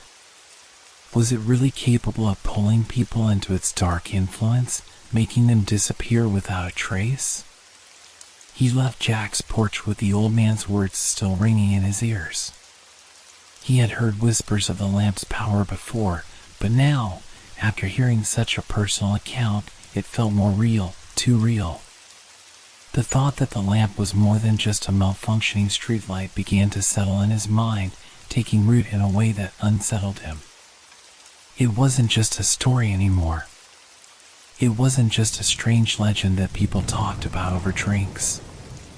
It was something with a dark presence, something that lingered in the very air around Oak and Fifth. Sam had seen it himself, the way the lamp flickered and cast strange, elongated shadows. The way it seemed to draw people in. As night approached, Sam found himself returning to the street, his mind conflicted and heavy. He had planned to investigate more, to document his findings, but now he was questioning everything. Was he being irrational? Was he letting his fear get the better of him? Or was there truly something supernatural at play? He walked cautiously toward the intersection, the cold air nipping at his skin, and found himself staring at the old lamp once again. It was silent now, but Sam could feel the weight of it looming, waiting. For a long moment, he stood there, observing it from a distance, torn between disbelief and the creeping dread that told him there was something far more sinister happening. Sam had already set up his camera and notebook, but tonight felt different. His heart raced in a way he couldn't explain. He had made a plan to document the strange events that had been occurring around the lamp, but now, standing there, he hesitated. A voice deep inside told him to walk away, that whatever he was about to uncover was better left in the shadows. But his curiosity, his need to uncover the truth, pushed him forward. He took a deep breath and began to set up his equipment. The night air was colder than usual, and the street was unearthingly quiet. He could hear the distant hum of traffic, but the usual sounds of the neighborhood, the rustling of leaves, the barking of dogs, the laughter of children, seemed eerily absent. It was as if the world had gone still, holding its breath. As he adjusted the camera, he couldn't help but glance up at the lamp again. The faintest flicker danced along its surface, just like the first time he had seen it. He shook his head, trying to focus on his work, but that flicker, the irregular pulse of the light, stayed with him. It was as though the lamp was aware of his presence, acknowledging him. A cold gust of wind swept down the street, rustling the leaves in the gutter, and for a moment, Sam thought he saw something move at the edge of his vision. His pulse quickened, and he froze. It was a figure. Just a shadow, barely distinguishable from the surrounding darkness, but something about it felt wrong. The lamp flickered again, and this time, the figure seemed clearer. It stood motionless under the light, just as Jack had described. Its silhouette was that of a tall person, draped in a long coat, the hood pulled low over its face. Sam's breath caught in his throat. This wasn't an ordinary figure, it was the same one Jack had described, the same one that had been seen in the past. The lamp's glow seemed to shimmer around the figure, but it didn't cast any shadow. It was as though the figure itself was a void, a hole in the light. Sam couldn't look away. The figure's presence felt heavy, oppressive. There was something otherworldly about it, something that made every instinct in his body scream for him to turn and run. But he didn't. Instead, Sam slowly reached for his camera, hands trembling as he fumbled with the controls. He had to document this. He had to prove that this wasn't just his mind playing tricks on him. As he took the first shot, he heard it. The whisper. It was soft at first, almost inaudible, like a breath carried on the wind. But it grew clearer, distinct. Sam. His name. It was unmistakable. The sound wasn't coming from the figure, it was coming from the lamp itself, from the darkness that surrounded it. His blood ran cold, and for the first time in his life, he felt the full weight of terror. Sam's mind raced. He tried to rationalize it, but nothing made sense anymore. Could it be a trick of the wind? An echo? A voice from someone hidden in the shadows? No, this was different. It was personal. It knew his name. The whisper came again, this time louder, more urgent. Come closer. Sam's heart pounded in his chest. He backed away, his eyes never leaving the figure under the lamp. Every instinct screamed for him to run, to leave this place behind, but his legs felt frozen, as if the very air had turned to stone. And then, with a sudden movement, the figure stepped forward. Sam's breath hitched. The lamp flickered once more, casting long, twisted shadows that stretched unnaturally across the street. He could see the figure more clearly now, its form shifting in the dim light, impossibly tall, its face hidden in the darkness of the hood. It was real. The stories were true. Sam's hands shook as he snapped another photo. But the moment the flash went off, the figure vanished. The lamp flickered one last time, and the street fell into silence. Sam stood there, his mind racing. He had witnessed it firsthand. The lamp, the figure, the whispering voice, it was all real. He had wanted proof, and now he had it. But with that proof came a terrible understanding. This lamp wasn't just haunted, it was alive, waiting, watching. And it had been for years. As Sam retreated to his car, he could still hear the faint echo of the whisper in his ears, calling him back. Come closer. The lamp had marked him now, just as it had marked everyone else who dared to venture too near. He wasn't sure what it wanted, or what it would do next. But one thing was certain, he couldn't turn back now.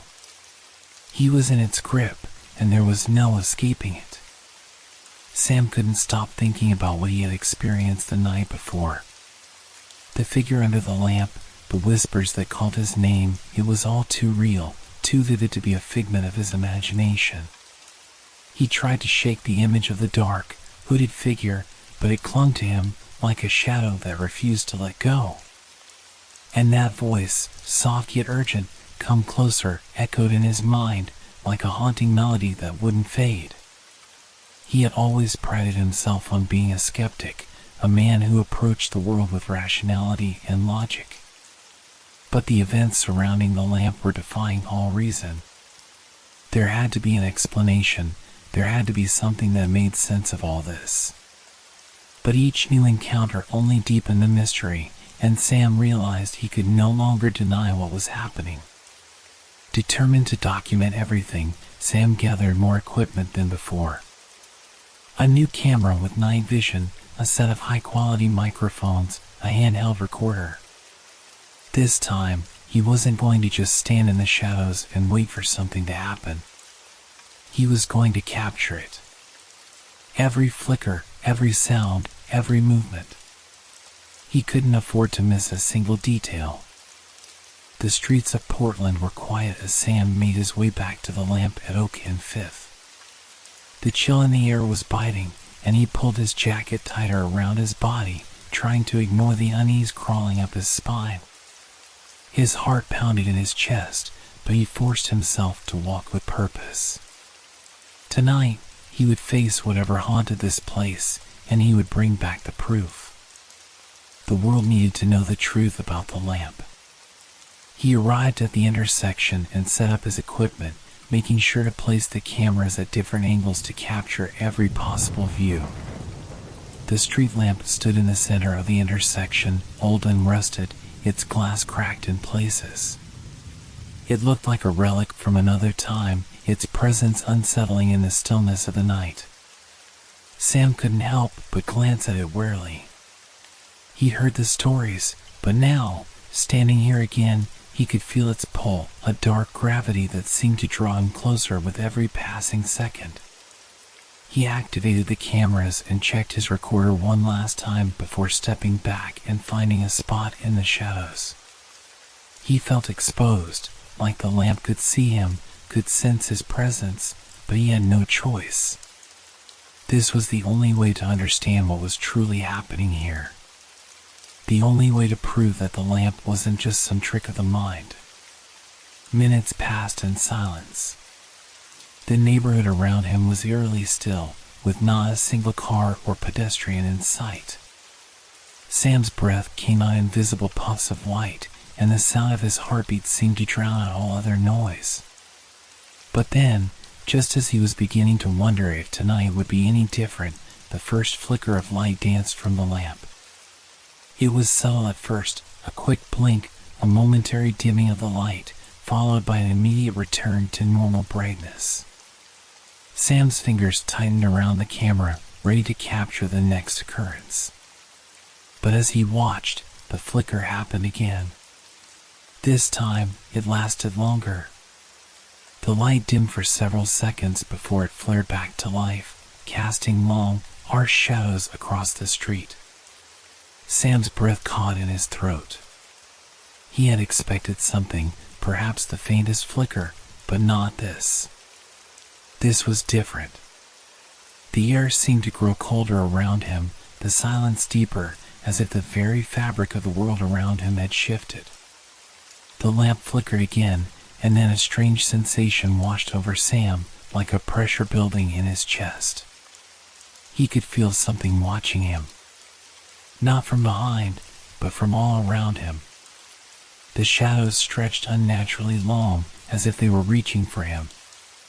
Sam's heart raced, but he kept his eyes fixed on the lamp, determined not to look away. The light flickered once more, and this time, something changed. The shadows beneath the lamp twisted, like they were alive, curling and writhing in unnatural patterns. Sam's camera recorded every moment, but it didn't matter. The shadows seemed to move with a purpose, as if they were following his every movement, pulling at the edges of his consciousness. He fought the urge to look away, to run, but his feet felt rooted to the ground. He was drawn to it, compelled by something far more powerful than his own fear. And then, just as quickly as it had started, the shadows settled, the lamp's light returning to its usual steady glow. The silence that followed was deafening. Sam stood motionless for several moments, his breath shallow, his mind racing. Had he seen what he thought he had? Was this just his mind playing tricks on him, or had the lamp really been alive? The faintest whisper reached his ears, so soft it could have been the wind. But Sam knew better. This was no ordinary sound. Sam. He froze. His name again. That same voice. It was unmistakable. His stomach churned, and the fear in his chest grew, but he couldn't tear himself away. There was something about this place, something about the lamp, that held him captive. He had come here for answers, and now, with every passing moment, it felt as though he was getting closer to understanding, but also closer to danger. The lamp flickered once more, and this time it didn't stop. Sam's pulse quickened as the light grew brighter, then darker, as though struggling between two worlds.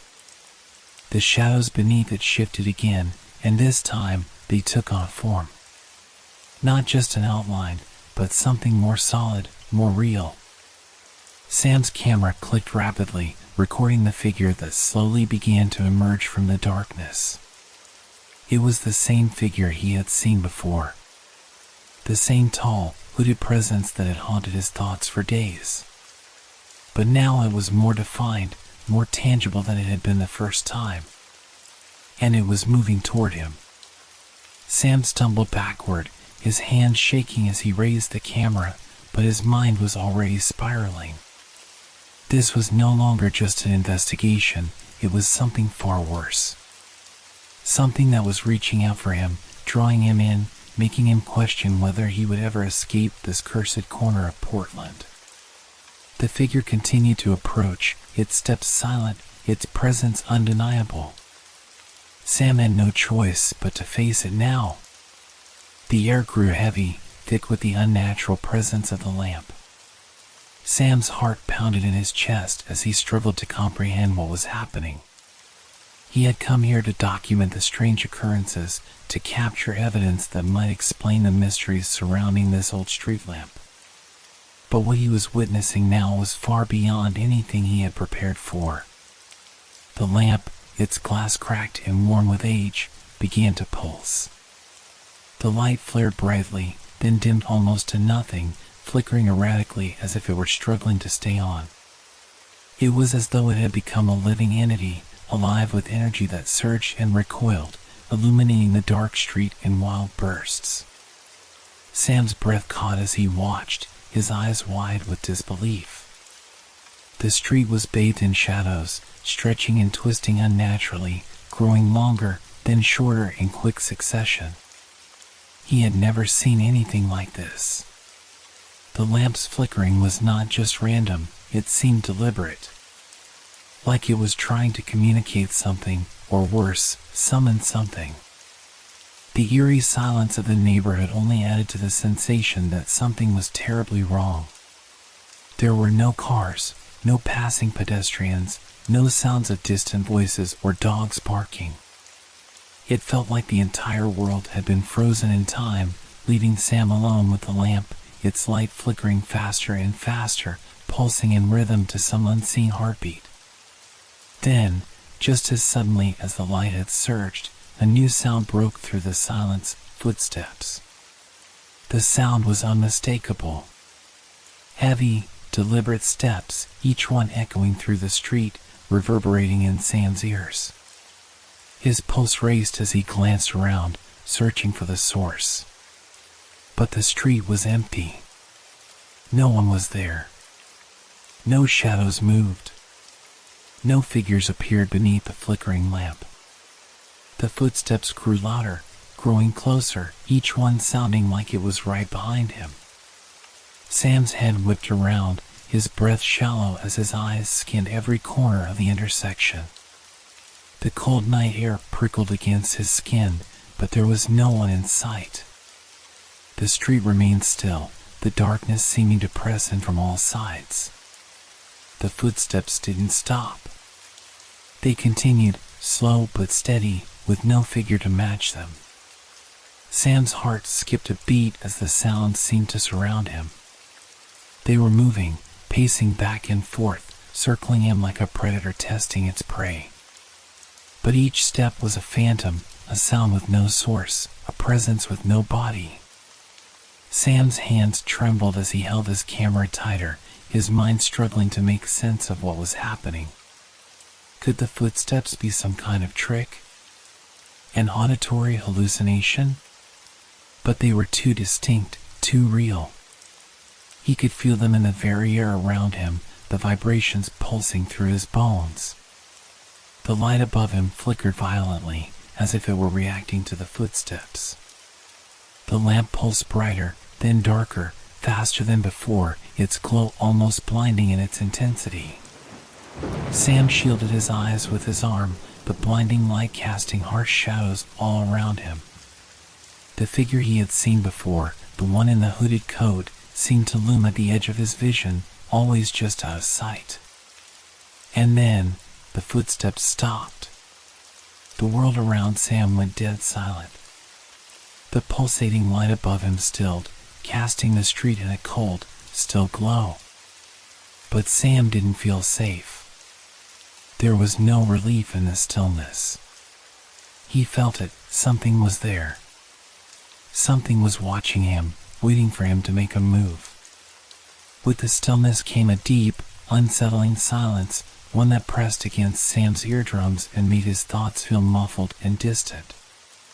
He could still hear the faint echo of the footsteps in his mind, lingering like a ghostly whisper, but the streets were once again devoid of sound. He took a slow step backward, his eyes never leaving the lamp. The pressure in the air felt unbearable, like something was drawing closer, but not physically. It was as if the space itself was shrinking, closing in around him. He could feel it, something, like a presence, cold and malevolent, moving within the shadows. The hairs on the back of his neck stood on end, and his breath hitched in his throat. Suddenly, the lamp flashed one last time, brighter than ever before, casting the street in a blinding white light. Sam raised his hands instinctively to shield his eyes, but as the light flickered back to darkness, he felt it, a cold touch on his shoulder. Sam whipped around, his heart hammering in his chest. But there was no one there. Only the lamp, still flickering in the darkness. A shiver ran down his spine. The lamp wasn't just malfunctioning, it was part of something darker, something far more dangerous. And it was watching him now. With one last glance at the flickering light, Sam backed away, his mind racing. The lamp's pulse seemed to mock him, its silent invitation to come closer ringing in his ears, louder than ever. He couldn't stay here. But no matter how far he ran, he couldn't shake the feeling that the lamp was already inside his mind, pulling him deeper into its dark embrace. Sam couldn't shake the feeling that he wasn't alone. The air around him felt thick and oppressive, as if something unseen was watching, waiting for the right moment to strike. The flickering light from the street lamp continued its chaotic dance, casting distorted shadows that stretched across the empty street like dark fingers reaching for him. Each time it dimmed, a wave of cold air washed over him, sending a shiver down his spine. He stood frozen, his feet unwilling to move, his eyes locked on the lamp. The footsteps had stopped, but something still lingered in the air. Something malevolent, a presence that was all around him and yet invisible, just beyond the edge of his perception. Sam's breath came out in shallow gasps, his pulse quickening as he took another slow step back, not daring to turn his back on the lamp. That's when he heard it. A soft whisper, so faint, so barely audible, that Sam almost convinced himself it was the wind or his imagination. But then it came again, clearer this time, as if the air itself was speaking to him, beckoning him closer. Sam. The voice was soft, almost gentle, but its tone carried an unnerving chill that wrapped around Sam's entire being. His body froze, the blood draining from his face as a cold sweat broke out across his skin. His name, echoed in the silence of the night, reverberating in his ears like a warning, like something that should not be spoken. The voice seemed to come from every direction at once, yet no one was there. Sam. It was closer this time. Too close. The whisper cut through the night like a blade, sending ice through Sam's veins. He spun around, his heart hammering in his chest, but there was nothing. No one in sight. The street was as empty and silent as it had been before, but now it felt different. It felt wrong. The very air was thick with tension, every shadow seemed to move, every corner held something waiting to reveal itself. His hands trembled as he reached for his recorder, desperate to capture the sound, to make sense of what was happening. But the voice, it was too clear now, too real to be anything other than what it was. Sam. This time, the whisper was right behind him. He spun around, his eyes wide with terror, but there was no one there. No one at all. His breath came out in ragged gasps, his chest tight, as if he couldn't get enough air. His heart was pounding so loudly in his ears that it drowned out every other sound, every other thought. The lamp flickered again, brighter this time, illuminating the street in a harsh, unnatural glow. Sam's gaze locked on the light, and for a brief moment, he thought he saw something, a figure, a shadow moving beneath the lamp's light. It was fleeting, vanishing almost as soon as it appeared, but the image was enough to send a jolt of panic through him. Sam. The whisper came again, more insistent now, almost demanding. It seemed to come from within his own mind, as if the very air was filled with the voice, pressing on him from all sides. His legs trembled, and he felt the overwhelming urge to run, to escape, but his feet refused to move. It was as if the ground beneath him had turned to stone, holding him in place, forcing him to listen. The shadows under the lamp stretched toward him, their movements sharp and unnatural, like dark tendrils reaching out to claim him. Sam's mind raced, his thoughts a blur of confusion and fear. This couldn't be real. This couldn't be happening. But it was. His breathing quickened, his chest tightening as the voice whispered his name once more. Sam. It was no longer a whisper. It was a command, urgent and insistent. His blood ran cold as he realized with growing horror that the voice wasn't just calling him, it was inviting him. It wanted him to come closer, to cross the line between reality and the unknown. Sam's heart skipped a beat as the shadows beneath the lamp seemed to solidify, taking on form. The dark figure, the same one he had seen in his peripheral vision, was there again, just at the edge of the light. It was taller this time, its outline more distinct, its hooded shape unmistakable. The figure stood motionless, facing him, and Sam could feel its presence pressing on him like a suffocating weight. Sam, the voice whispered again, now unmistakably close, right behind him. Sam's body tensed, every muscle screaming at him to run, to escape the suffocating grip of the shadows. But his legs wouldn't move. He was trapped. The air around him seemed to shift, like the world itself was warping and bending under the force of whatever was happening. The temperature dropped suddenly, the chill biting into his skin, and Sam's breath came in visible puffs, clouding the space before him. And then, in a final, chilling moment of clarity, Sam understood. The figure, the voice, the shadows, they weren't just waiting for him to approach.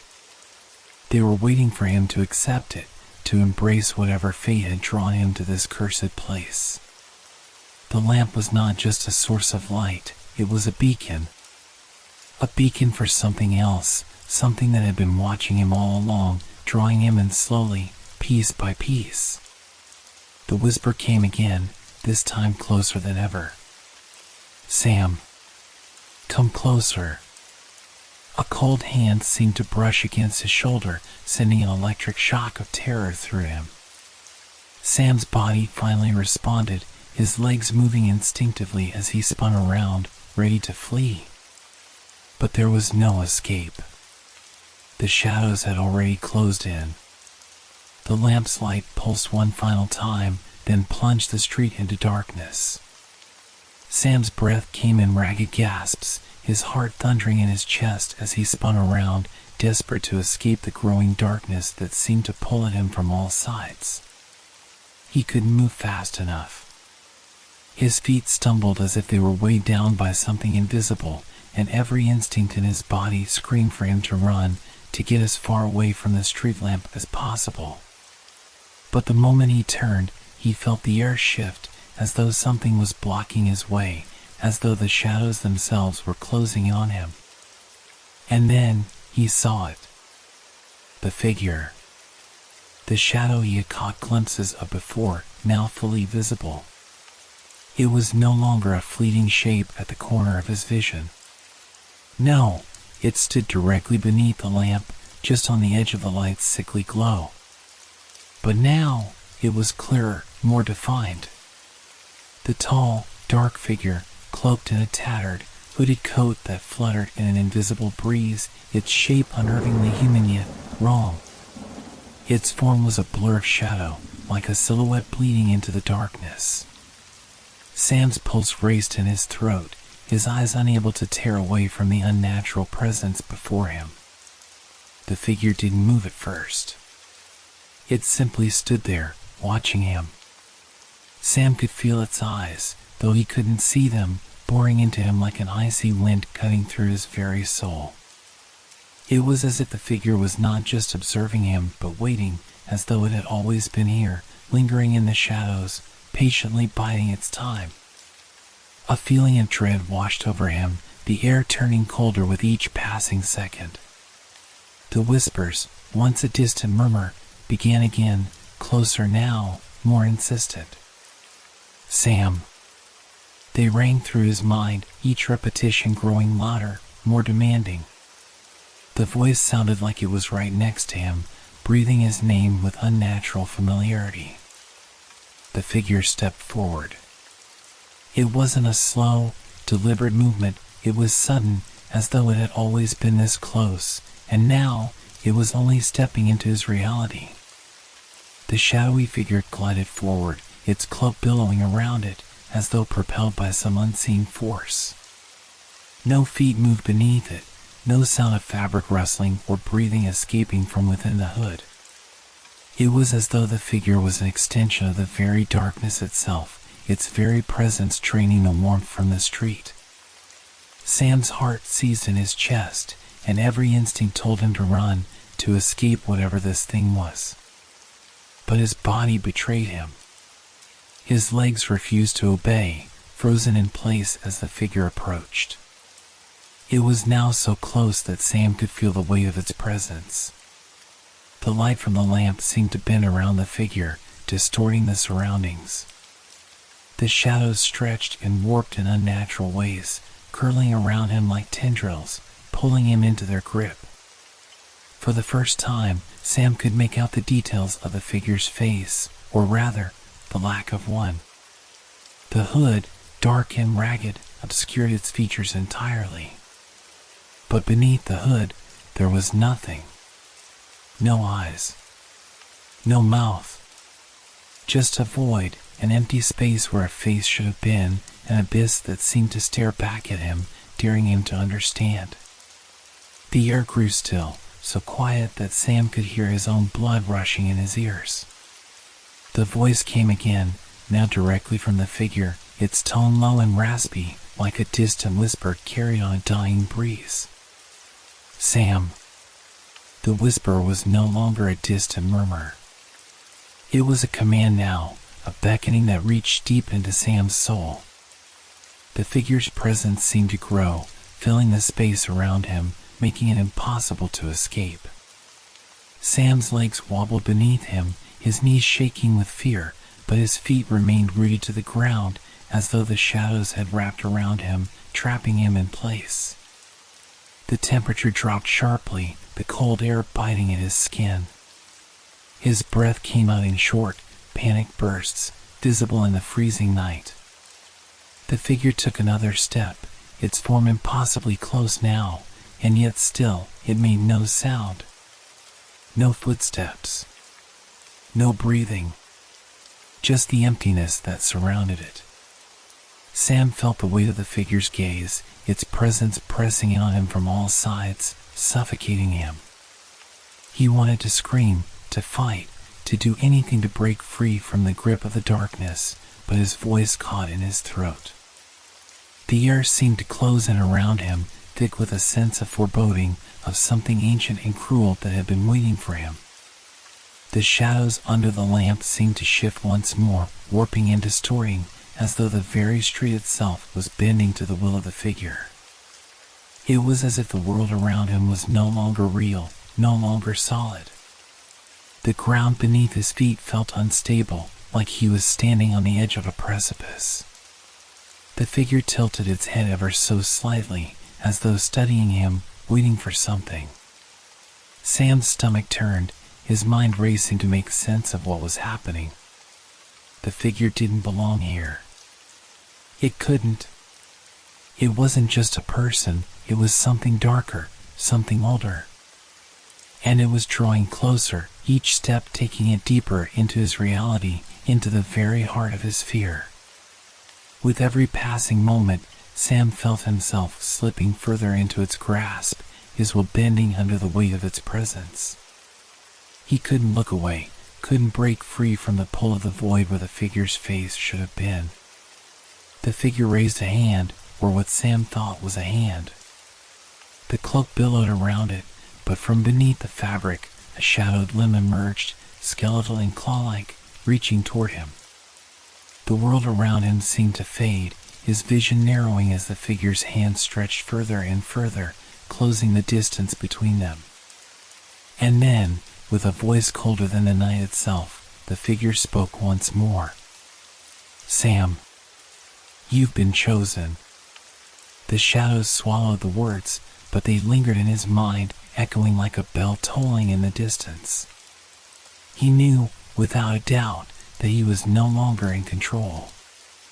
Whatever was happening here, whatever had been waiting for him, it was too late to escape. The figure's skeletal hand hovered just inches from Sam's face, its fingers stretching like twisted branches reaching out to claim him. Time seemed to slow as his mind scrambled to make sense of the scene unfolding before him. His body felt paralyzed, as if the shadows had wrapped themselves around his limbs, holding him still against his will. The cold air around him grew heavier, suffocating. His breath caught in his throat as the figure's presence grew more overwhelming, its proximity suffusing the air with an oppressive weight. The emptiness behind its hood, where a face should have been, seemed to pulse, as though something was stirring in that void, waiting to take shape. Sam's heart thundered in his chest, but his mind, despite the fear threatening to consume him, began to stir with something else. A realization. A truth that was as horrifying as it was undeniable. The figure wasn't here to harm him. At least, not in the way Sam had feared. No, it wasn't a mere apparition to frighten him, nor a shadow to devour him. It was something else. Something that wanted him to understand, to hear it. The thought hit him like a jolt of electricity. This figure, this thing, had been trying to communicate with him all along. From the moment he'd first seen the lamp flicker, from the first whisper of his name, it had been calling to him. And now, standing before it, paralyzed in fear, Sam realized that he was the one it had been waiting for. Sam. The voice came again, no longer a distant whisper, but a clear, resounding command, like a voice booming from the depths of his own mind. It was the same voice that had been calling to him, but now it was different, closer, more forceful. And yet, still, there was something almost pleading in it. For a moment, the figure seemed to wait, as if allowing Sam time to process. It didn't move. It didn't advance. It simply stood there, as though it too was waiting for something. You must understand, the voice whispered once more, the words cutting through the air like a blade. You are the one. You must listen. Sam's mind spun, struggling to keep up with the rapid cascade of thoughts and emotions that bombarded him. The voice was inside his head now, but somehow, he wasn't terrified anymore. Instead, there was a strange calm settling over him. The fear that had gripped him moments ago seemed to dissipate, replaced by something else, something that felt almost like sympathy. As the figure's presence swelled around him, Sam felt a pull, an overwhelming urge to reach out. The shadows wrapped around his heart, whispering to him that he could make sense of this. That he could fix it. That if he understood, if he simply listened, perhaps the curse that had bound this place could be lifted. He opened his mouth to speak, but his voice was swallowed by the weight of the figure's presence. His breath caught again, but this time, he wasn't afraid of what he would hear. He was afraid of what would happen if he didn't listen. The figure took another step toward him, closer now, its shadow stretching across the street, melding with the surrounding darkness. The lamp above flickered again, casting erratic bursts of light that seemed to briefly illuminate the void beneath the hood. For a split second, Sam thought he saw something moving within it, an eye? A shape? But the light vanished too quickly for him to make sense of it. The air grew colder again, a cold that seeped into his bones. And then, the figure spoke, its voice more urgent now. You cannot leave yet, it whispered, its tone laced with something almost desperate. There is something you must know, Sam. You are part of this story now. You are part of what we have been waiting for. The words sent a chill through Sam's spine. Part of the story? What did that mean? He had come here as a journalist, simply hoping to uncover a legend. But now he was entangled in something far bigger, far darker than anything he could have imagined. The figure's hand lowered, moving toward him as if it were not a thing of flesh, but of the very shadows themselves.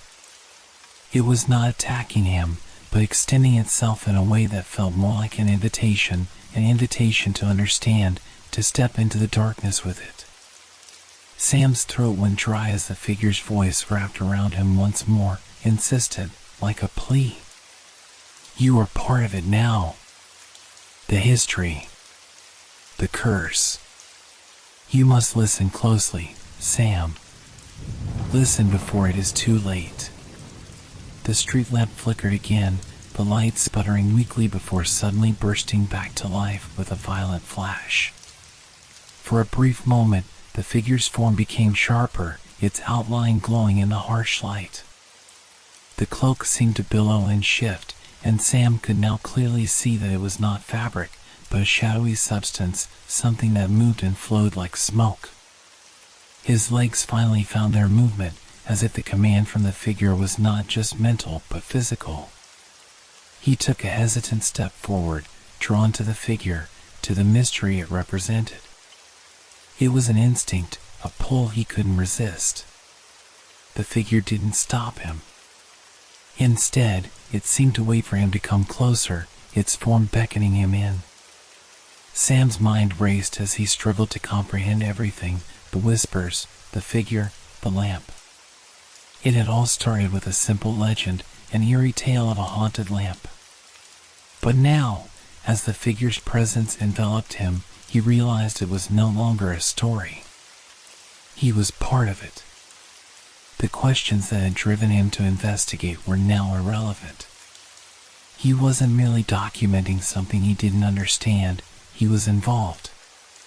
The history of this place, the dark force that had been haunting the lamp, it was part of him now, and he was part of it. The figure's hand extended once more, now hovering in front of him, and Sam realized that it was offering him something, an answer, a secret, perhaps the truth he had been searching for. But would it be worth it? Would understanding come at a price? As his fingers brushed the cold shadow, Sam's mind exploded with fragmented images, visions of the past, of lost souls, of a curse tied to this very street. The shadowy form was not just an entity, it was an invitation to see beyond the veil, to understand what had been hidden for so long. But the price was steep. Sam could already feel the weight of that price pressing down on him. With trembling hands, he made the choice to step closer. The figure's grip tightened, and the darkness consumed him whole. Sam's senses spun as he stumbled backward, his heart pounding in his chest. The shadows around him seemed to press in closer, wrapping tighter with each passing second, as if the very air was suffocating him. The figure, now looming in front of him, still radiated an otherworldly presence, its form stretching and flickering like a mirage caught between worlds. Then, just as Sam thought he might be swallowed entirely by the darkness, the voice from the lamp cut through the air again. This time, the words were broken, jagged, like fragments of a long-forgotten language. They didn't come in a steady flow, each word seemed to fall from the air in sudden bursts, forcing him to piece them together as though assembling a puzzle. You must leave. The words were not clear, but the tone was unmistakable, urgent and pleading. Sam's breath hitched as he tried to understand the fragmented message, his thoughts racing. Danger, near, shadows, follow. The voice crackled and echoed in the air, each syllable distorted by a strange static, as if the very essence of the words was being warped by some unseen force. Sam's knees weakened as the weight of those words settled into his mind. Danger? Shadows? He couldn't make sense of it, couldn't put the pieces of this puzzle together fast enough. But the warning wasn't over. Not the only one. The voice rasped, and Sam's stomach churned as if he had just stepped into a cold, ancient tomb. The words hit him like a blow, a cold wave of realization washing over him. Not the only one.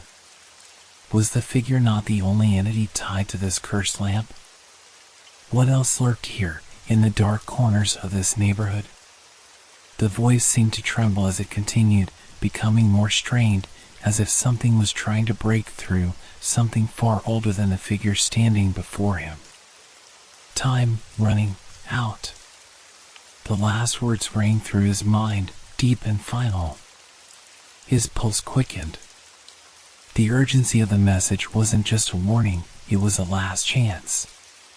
Whatever this thing was, whatever had been, the darkness it spoke of was moving, shifting, closing in. The streets, the lamp, the shadows, they were all part of it, and Sam was now entangled in something far more dangerous than he had ever anticipated. The cold, suffocating air was beginning to feel alive, pulsating with unseen energy like the heartbeat of the street itself.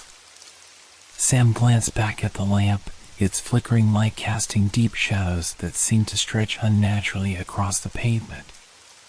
The figure under the light stirred, its form still vague but ever present, waiting for something.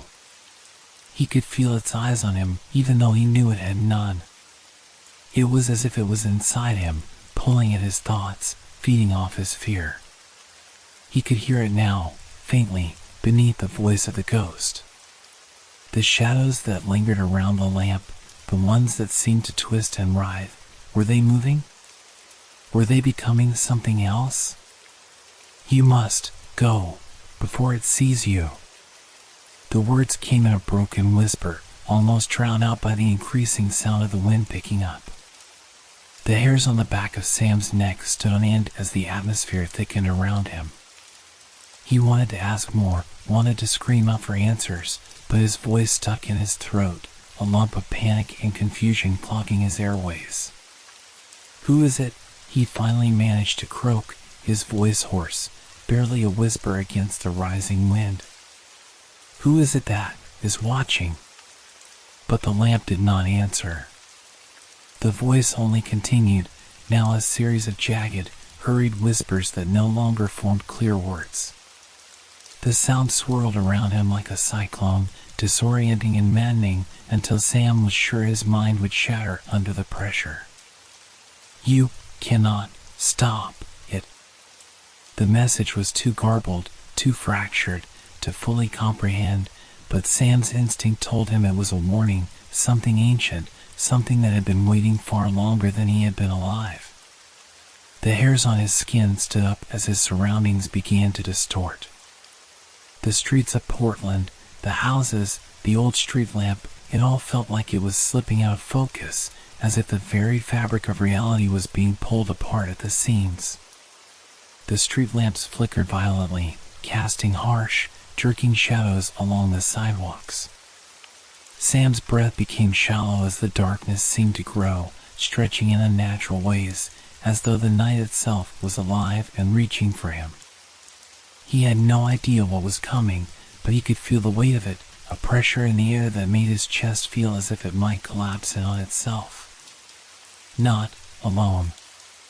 The voice, now barely a whisper, faded into the background noise of the wind, and for a split second, Sam thought he might finally understand the curse, the warning, the fate he had stepped into. But the moment of clarity was fleeting, replaced once again by the overwhelming darkness. The shadows under the lamp lengthened and twisted, reaching toward him, growing deeper, darker, alive in a way that he could never have imagined. And then, with a final, desperate breath, the voice whispered one last warning, so faint it could have been a trick of the wind. It is too late. The words hung in the air, and just like that, the light from the lamp flickered and died, leaving Sam standing alone in the abyss of the Portland streets. The world felt utterly silent for a moment, as if the entire city had held its breath. And then he heard it. A sound not from the lamp, but from the darkness itself, footsteps, slow and deliberate, drawing nearer. A presence that was no longer in the shadows. A presence that was no longer waiting. And Sam realized, with a cold rush of dread, that whatever the ghost had been trying to warn him about, whatever it had been begging him to understand, was already here. The darkness around Sam pressed in closer as the ghostly voice faded, leaving him standing alone beneath the dead lamp. The eerie stillness felt suffocating, as if the entire world had been frozen in place. But his mind raced. He couldn't just stand there, lost in confusion. He needed to make sense of what had just happened, the broken fragments of the ghost's warning, the words that now echoed in his mind. Danger, shadows, time running out, not the only one. Sam's thoughts churned as he tried to piece together the cryptic warning. The lamp, the figure, the shadows. The words didn't make sense at first, but now that they swirled around in his mind, he began to feel the weight of them. There was something ancient here, something tied to the very fabric of this place. The ghost's warning wasn't just about the lamp. It was about something deeper, something more sinister. Not the only one. He muttered the phrase under his breath, trying to hold on to the elusive meaning. He knew it wasn't about the figure, it had to be about the curse. The curse the figure had hinted at. The one that had lingered around the lamp for decades. Sam stumbled back a few steps, his head spinning as the wind continued to howl around him. He couldn't just stand there, frozen in the cold grasp of fear. He needed answers. The wind seemed to carry whispers, their tone distant, but unmistakable. His instinct screamed at him to leave, but there was a pull, an undeniable force, urging him to stay and unravel this mystery. He wasn't just chasing a story anymore. He was a part of it. And whatever it was, Sam now realized, had chosen him. The lamp flickered again, casting a weak, jittery light over the street. Sam turned and made his way toward the library. He needed information, anything that could explain what was happening. The figure's warning was clear now. Time was running out. He had to understand the curse before it was too late. The library was quiet when Sam arrived, the familiar smell of dust and old paper filling his lungs. He rushed past rows of bookshelves, heart pounding in his chest, until he reached the local history section. He had been here before, but today it felt different. The air felt thick with an unsettling energy, and his eyes darted from book to book, hoping for some sign that he was on the right path. His fingers brushed the spines of old leather-bound volumes, searching for something that would give him answers. He grabbed a thick book on Portland's haunted history and flipped it open to the first page. His eyes skimmed the text, but it wasn't until he saw a mention of the lamp that his heart skipped a beat. A brief mention in a faded article, tucked between stories of the city's old ghost legends, caught his eye. It was the first clue, one small paragraph, describing an incident from the 1920s. In 1927, a young woman named Clara Bennett vanished from the area surrounding the lamp. Authorities claimed no signs of foul play, and the disappearance remained unsolved. The last person to see her was a local street vendor, who spoke of seeing a strange, dark figure standing near the lamp before she disappeared. The lamp, ever since, has been linked to the restless spirits of the missing and the cursed. The words jumped off the page at him. Clara Bennett. Sam's throat tightened as he read it again. The curse was real, tied to the very lamp that had haunted this neighborhood for decades. Clara's disappearance was only the beginning. The street lamp had become a beacon, drawing in spirits, drawing in darkness. But why? What was the source of the curse? As Sam skimmed the pages for more clues, another name appeared. This time, it was not from the past, but from recent history. In 1995, a man named Michael Rowe was found near the lamp, raving about figures in the shadows. His eyes, wide and wild, were filled with terror. Before he died under mysterious circumstances, Roe whispered one last thing to his doctor. It's not just the lamp. It's the shadows. It's the curse. Michael Roe. Another victim. Another soul drawn to the lamp. Sam's mind raced as he realized that each disappearance, each strange incident, was connected to the cursed lamp. But what exactly was the curse? And how was it tied to the shadows the ghost had spoken of? Sam's hand trembled as he turned the page, eager to uncover more. And then he found it. A passage buried deep within the book, a story that chilled him to the bone. The lamp is a conduit, a link between the living and the dead.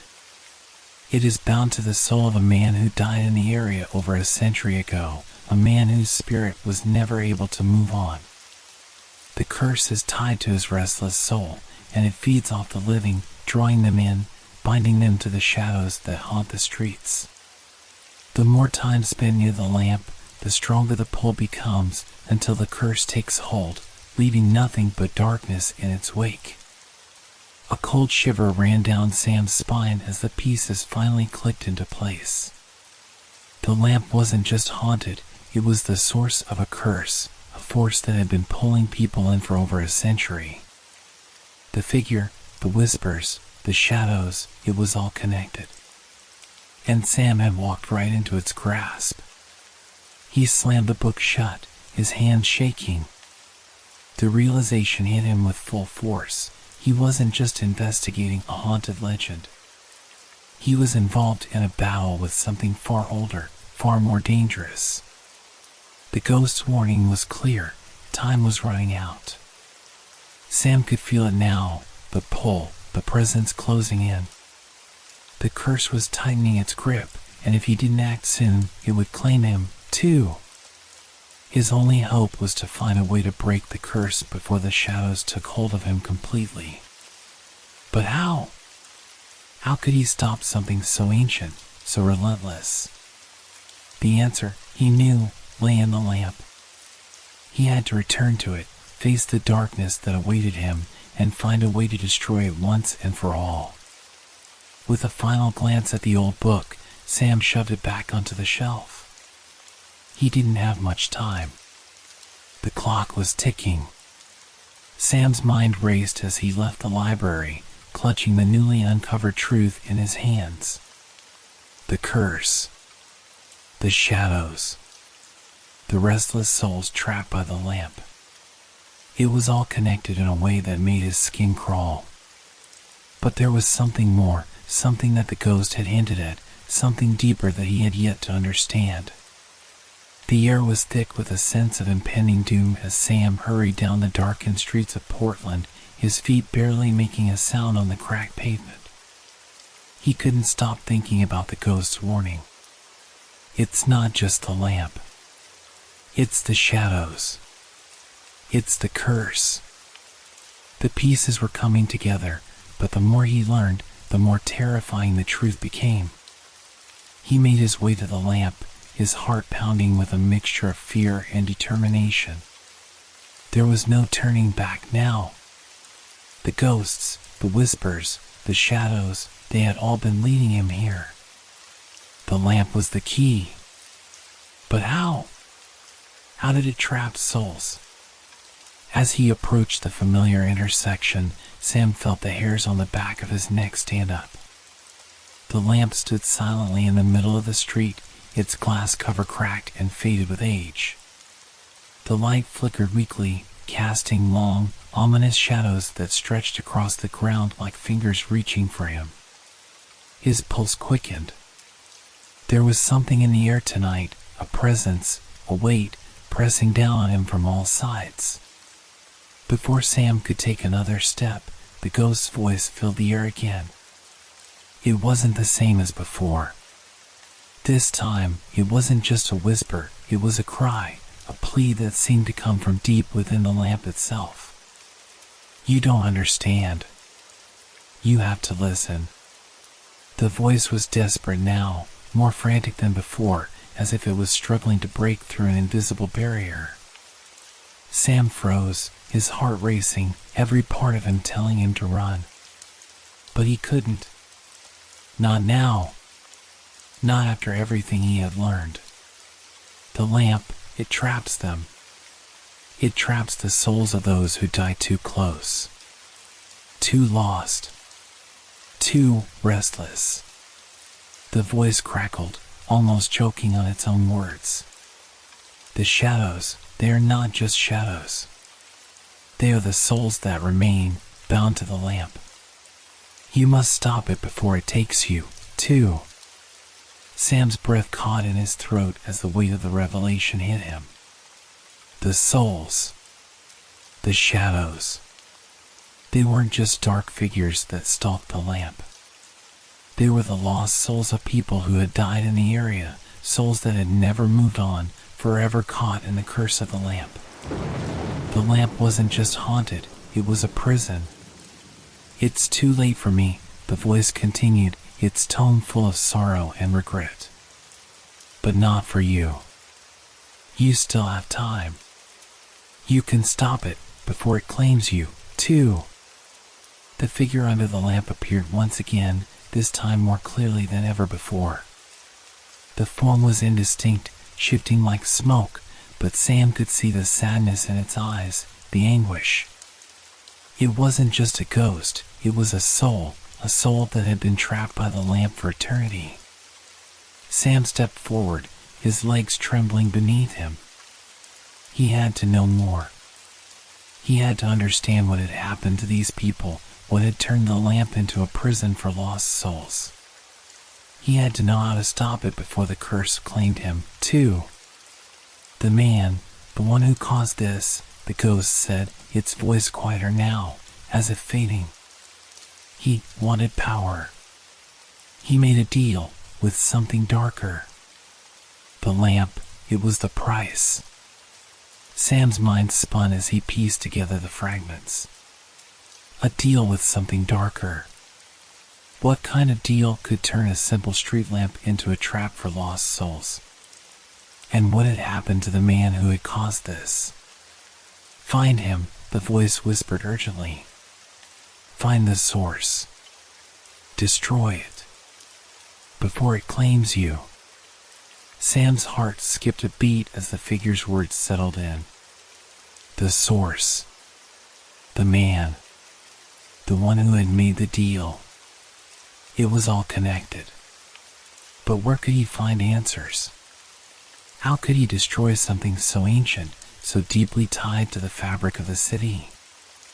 Look, beneath the lamp, the ghost urged. The key is buried there. Sam's breath caught as the ghost's figure began to fade, its form dissipating into the shadows that gathered around him. A cold chill ran down his spine, and he felt a deep sense of foreboding. The lamp wasn't just a relic. It wasn't just a haunted object. It was a gateway to something far darker, a prison for the restless souls who had died too close to it. As the last of the ghost's presence vanished, Sam was left alone in the street, his thoughts racing. He couldn't ignore it any longer. The curse had to be broken. He had to find the key and destroy whatever had caused this, or he would become just another soul trapped in the darkness. He knelt beside the lamp, his fingers trembling as he searched the ground beneath it. The world around him was silent, too silent, and the shadows seemed to close in even tighter. With every second, the weight of the curse grew heavier. And then, his hand brushed against something cold. Something hard. It was a small, rusted metal object, half buried in the dirt beneath the lamp. A key. But what did it unlock? And more importantly, could he use it in time to stop the curse before it was too late? Sam stood up, clutching the key in his hand. He could feel the presence closing in on him, feel the shadows moving, waiting for him to make a wrong move. The ghost had warned him. The lamp trapped restless souls. Now, it was his turn to stop it. But would he be able to break the curse before it claimed him, too? Sam stood there, his hand wrapped tightly around the rusted key, his heart pounding in his chest. The shadows seemed to stretch around him, more oppressive than ever. The ghost had spoken, its voice, full of desperation and sorrow, still echoed in his mind. The lamp wasn't just a haunted object, it was a trap, a prison for lost souls. But how did it work? And why had it been left to torment this part of Portland for so long? His mind raced, trying to make sense of it all. The warning had been clear, you can stop it before it claims you. But how? What was the source? What was the key to breaking the curse? The key in his hand felt cold, heavier than it should have been. He turned it over, staring at it, searching for any clue that might lead him to the answers.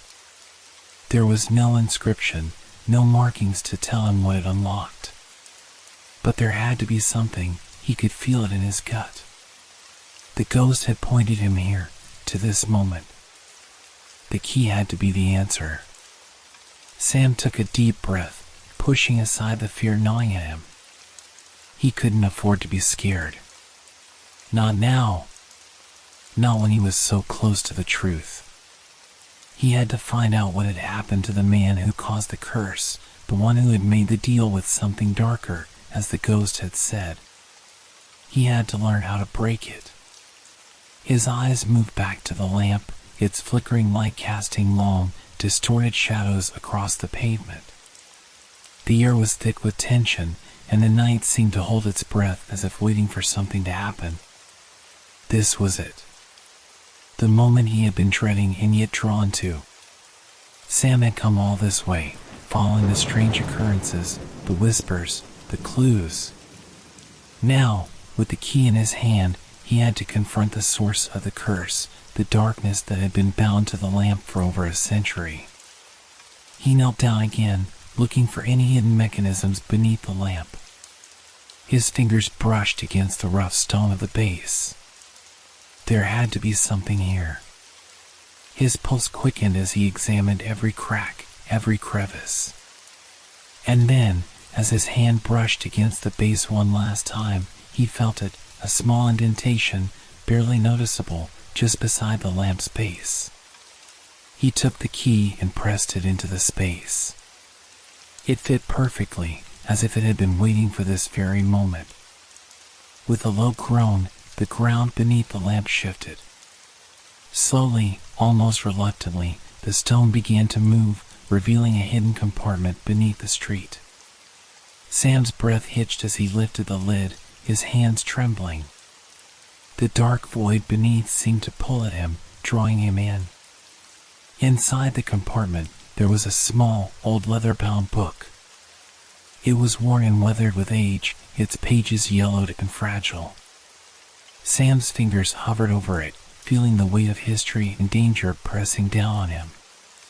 This book, this artifact, it was the key to understanding everything.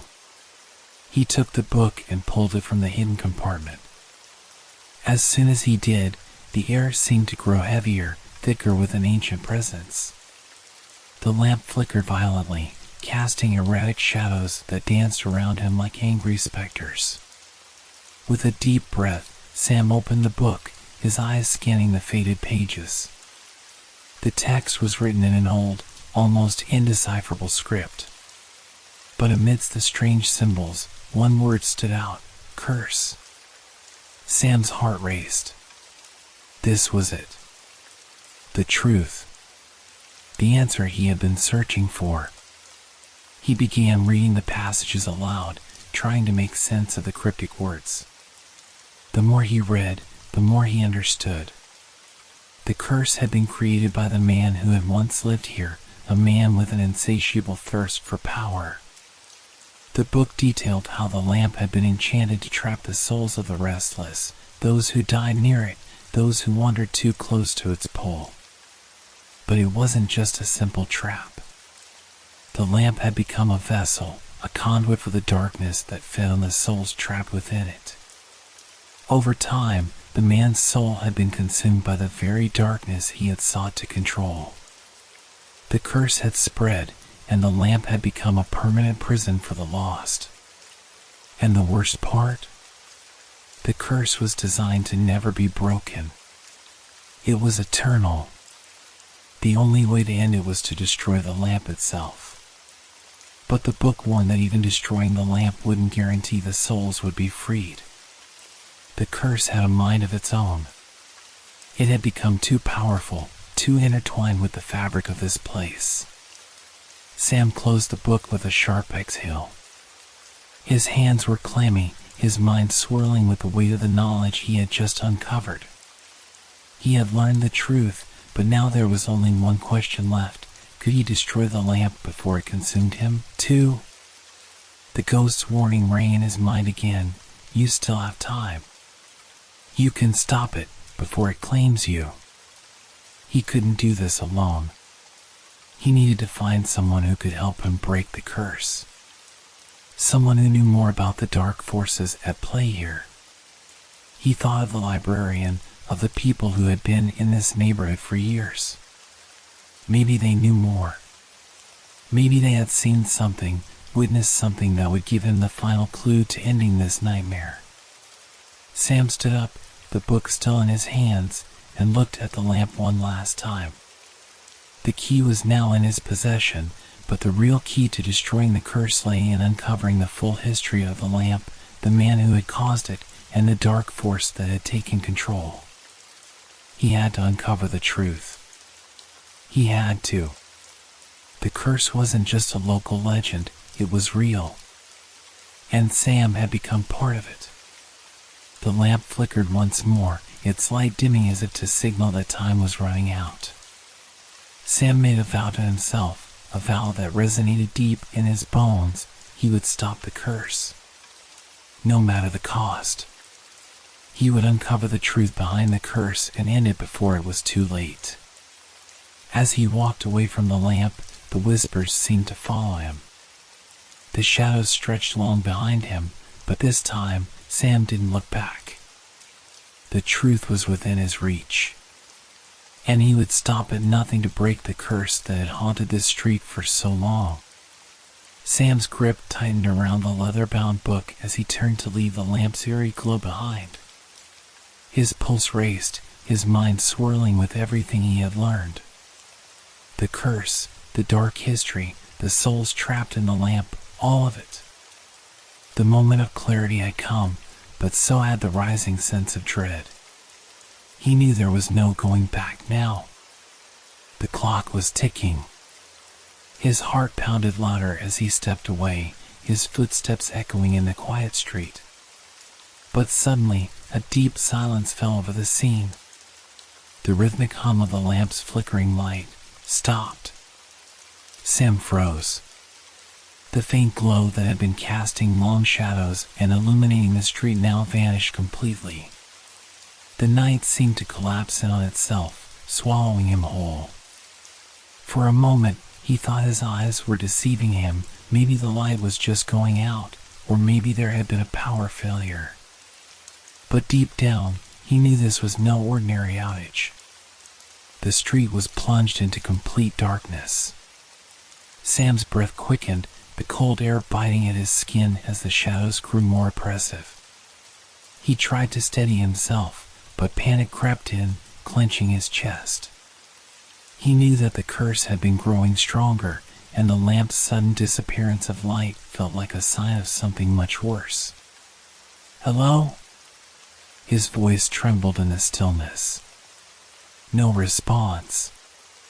The emptiness around him felt suffocating. Sam instinctively reached for his phone, trying to turn on the flashlight, but the screen remained black. The device was dead. He cursed under his breath and stuffed the phone back into his pocket. The feeling of isolation, of being utterly alone, grew heavier with every passing second. Then, he heard it. A soft, almost imperceptible shuffling sound from behind him, followed by a faint whisper, so faint it could have been the wind. "Sam." The voice. It wasn't the ghost from the lamp, this one was different. It was closer, almost like it was right behind him. Sam's heart pounded in his chest. He spun around, his pulse roaring in his ears, but the darkness remained empty. No figure, no ghostly presence, just shadows, thick and consuming. The whisper came again, this time louder, more distinct. Sam. It was coming from all directions now, swirling around him like an invisible storm. Panic surged in his chest. His mind raced for explanations. Was this just his imagination? Was he hallucinating after everything he had uncovered? Or was the curse really taking hold of him, wrapping him in its suffocating grip? Then, as if the very air around him had shifted, the lamp's light flared back to life. But it was no ordinary light. The glow that returned was unnatural, dim and flickering like a dying flame, casting distorted shadows that seemed to stretch towards Sam with a sinister life of their own. The lamp stood at the center of the street, but now it was different. The shadows under it had grown darker, more solid, more real. They pulsed, moving like living creatures, swirling and shifting. Sam could almost feel them creeping toward him, pushing against the edges of his mind, drawing him back. Something wasn't right. He had felt it in the air, the tension, the unnatural weight that had settled over him. The lamp's light flickered again, and for just a brief moment, Sam thought he saw something beneath it. A figure. But it wasn't the same shadowy form he had encountered before. This one was larger, its shape more defined, standing tall and imposing. It didn't move, but Sam felt the presence of something watching him from the darkness, something that was now aware of his every step, his every breath. Sam, the voice whispered again, closer now. His skin prickled with fear. The sound of footsteps, soft, deliberate, came from behind him. But when he spun around, there was nothing. Just the darkness. The lamp's light flickered once more, and then, all at once, the shadows under it surged forward, their dark tendrils reaching out, closing in on Sam. The temperature dropped, the cold seeping into his bones. He felt as though he were being pulled into the darkness itself. With a sudden, deafening silence, the lamp went dark again. This time, it was not just the light. It was as if the entire street had gone still. No sounds. No movement. No air. Sam stood frozen, caught in the inescapable grip of the curse. The darkness swallowed him whole, the weight of it pressing down on him from every side. He reached out for anything to ground him, his hands shaking as he searched for a way out. The whispers returned, this time, not from the air, but from deep within the darkness itself. Low, guttural, and familiar. The voices of the lost souls, those trapped by the lamp, speaking in unison. Join us, join us, join us. The words echoed in his mind, growing louder, filling him with an overwhelming sense of dread. His breath came in short gasps as the oppressive darkness closed in, cutting him off from the world outside. His pulse quickened, panic gripping him like a vice. Then, just as suddenly as it had all started, the light returned. But this time, the street was empty. No shadows, no figures, just the cold, hollow glow of the lamp, flickering weakly in the night. Sam's legs trembled beneath him, and he took a step back. Something was wrong. The darkness had tried to consume him, to pull him into its fold, but somehow he had survived. He had to get out. He had to escape before the curse tightened its grip on him forever. He looked around, his mind still reeling from the sensation of being swallowed by the void. The whispering voices were gone. The shadows had receded, but Sam knew that they were still there, lurking just beneath the surface of the lamp's flickering light. He had uncovered the truth, but it had come at a terrible cost. The curse was real, and it was far more dangerous than he had ever imagined. As Sam turned and walked away, his heart still racing, the lamp flickered one last time, almost as if it were watching him, waiting. The following days blurred together in a haze of sleepless nights and relentless research. Sam couldn't shake the feeling that the clock was ticking, that whatever force was behind the lamp was growing stronger with each passing hour. The lamp's haunting presence had lodged itself deep in his mind, its flickering light now a constant, unshakable memory. Sam had returned to the library, poring over every dusty old book, every yellow newspaper article he could find, desperate to uncover more. But despite everything, something was still missing. A piece of the puzzle that he hadn't yet uncovered. He couldn't explain it, but the feeling nagged at him. There was one more thing he needed to know. It was the librarian who finally pointed him toward a new lead. An old diary. One that had belonged to the missing woman, the one whose disappearance had remained unsolved all those years ago. Her name had been Sarah Holloway, a young woman from the neighborhood, well-liked and respected by all who knew her. But her disappearance had been mysterious, with no traces, no clues, just a ghostly absence that had left the entire area reeling. The librarian had found the diary tucked away in a forgotten corner of the library's archives, its leather cover cracked with age. Sam felt a strange sense of anticipation as he flipped through the fragile pages, the ink faded but still legible. At first, the diary seemed like any other, a collection of everyday musings, reflections on life, and brief snippets about Sarah's personal experiences. But as he turned the pages, the tone began to shift. The entries grew darker, filled with more ominous thoughts and cryptic remarks. Sarah's once carefree handwriting became more erratic, as if she were becoming unraveled by something she couldn't quite understand. One entry stood out to him in particular.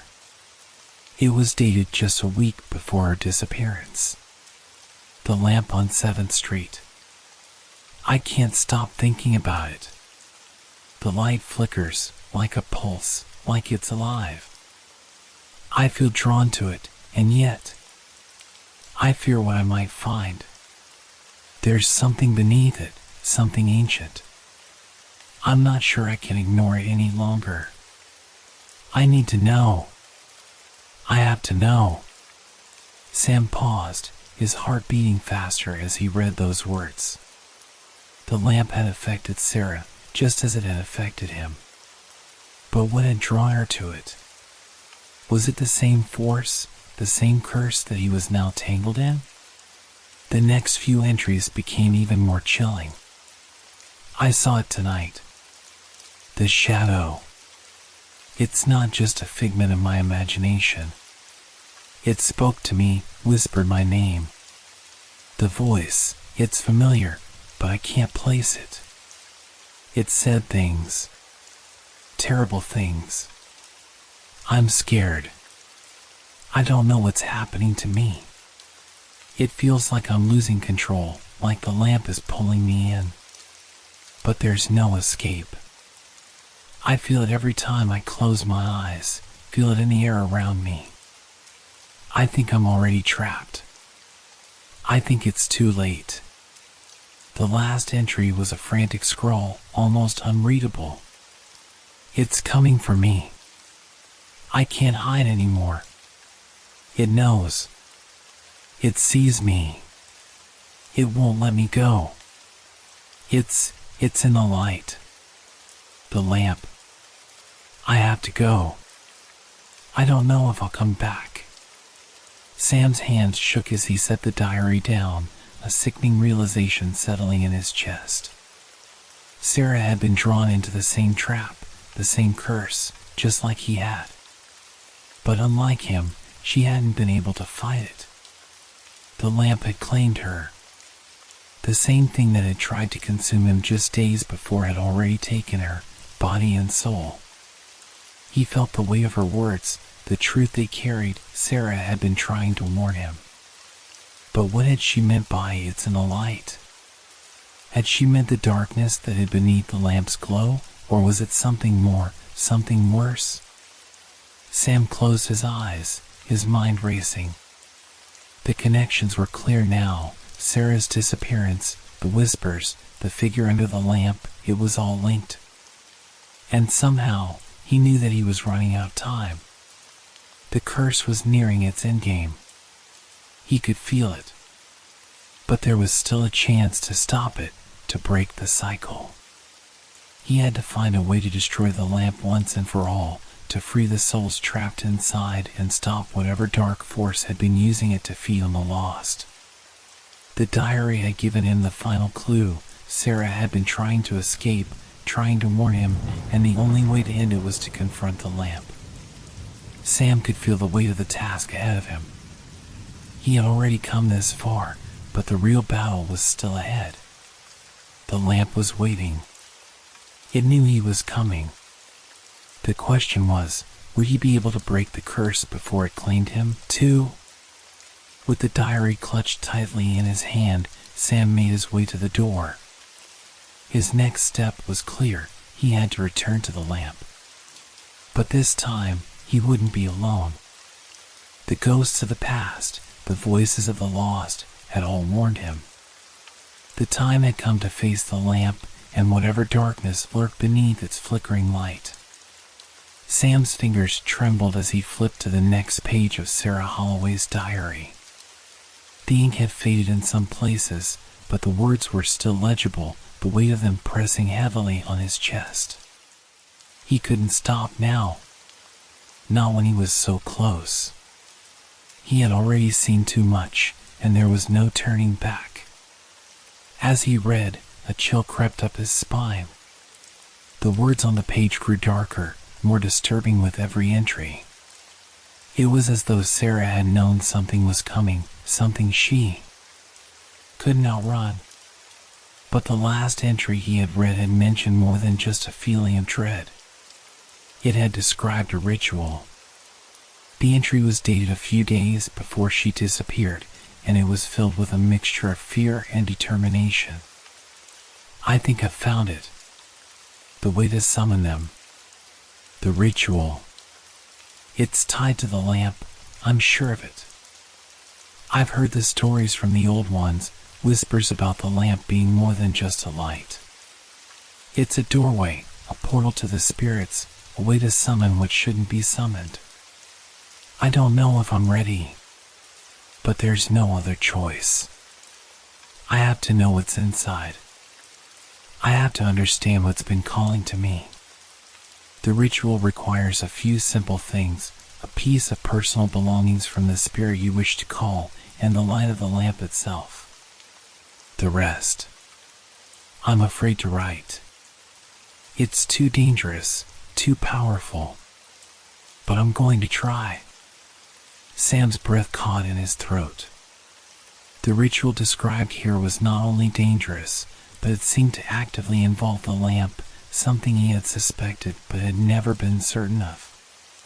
He turned the page, his hand shaking, as his mind processed the possibility that Sarah had unknowingly invited the very darkness she feared. The next entry was a frantic scribble, the handwriting much more erratic. It worked. I did it. But the price. I didn't understand it before. I didn't know. When the light flickered, when I held my token to the lamp, they came. The spirits. They're not like the stories, no. These are the lost ones, the ones that were never meant to return. They don't want to leave. They don't want to be freed. The lamp is not a beacon of light, it's a prison. A prison for souls who were taken, who were trapped here. I don't know what I've done. I don't know how to stop it. They whisper in the dark, and they don't want me to go. I can feel them, pulling me in. Sam's stomach turned as he read the words. The ritual Sarah had performed, had she been trying to contact the spirits of the lost, or had she inadvertently opened a door to something much darker? The spirits weren't just trapped in the lamp, they were waiting to be set free. But something else was involved, something sinister, something that made the ritual a dangerous game. The last entry was nearly illegible, the words scattered across the page as if Sarah had written them in a frenzy. I can't stop them. I tried to leave, but it's too late. The lamp, it calls to me now.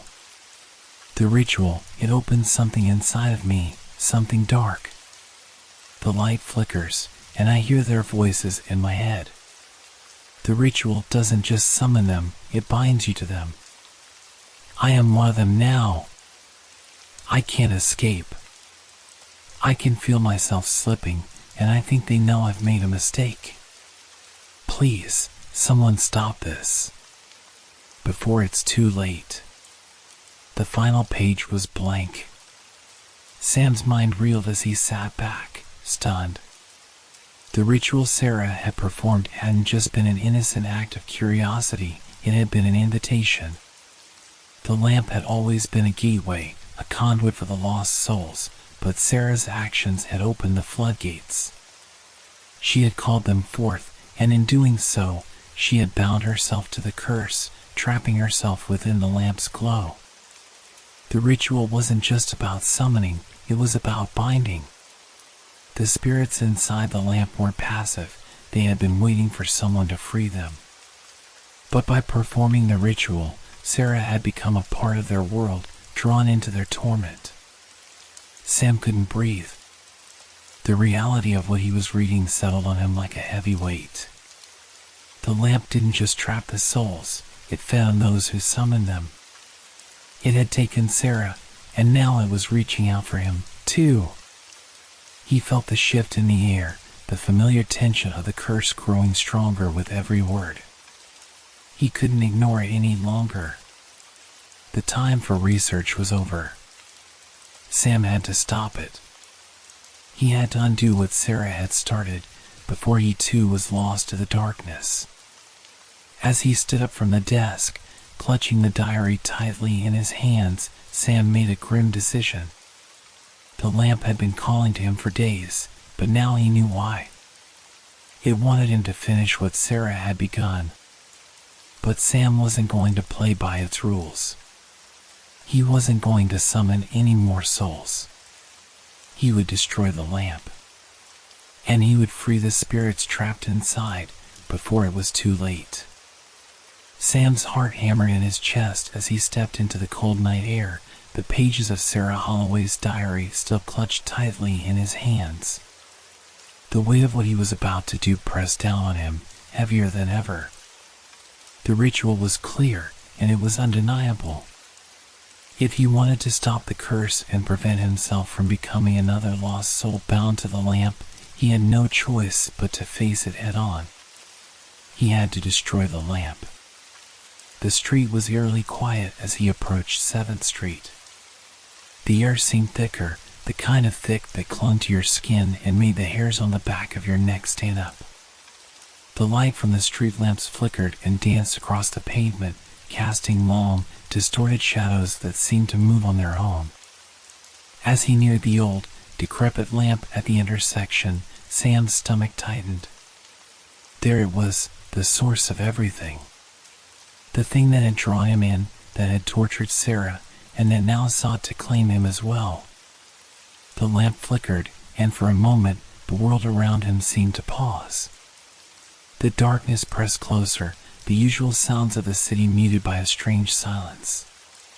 Sam could feel the pull, the same pull Sarah must have felt. The lamp was alive in a way he couldn't fully understand, alive with power, with hunger. But he wasn't going to let it claim him. Not now. He stood there for a long moment, gathering his courage, the diary still in his hand. The instructions were clear, too clear, in fact.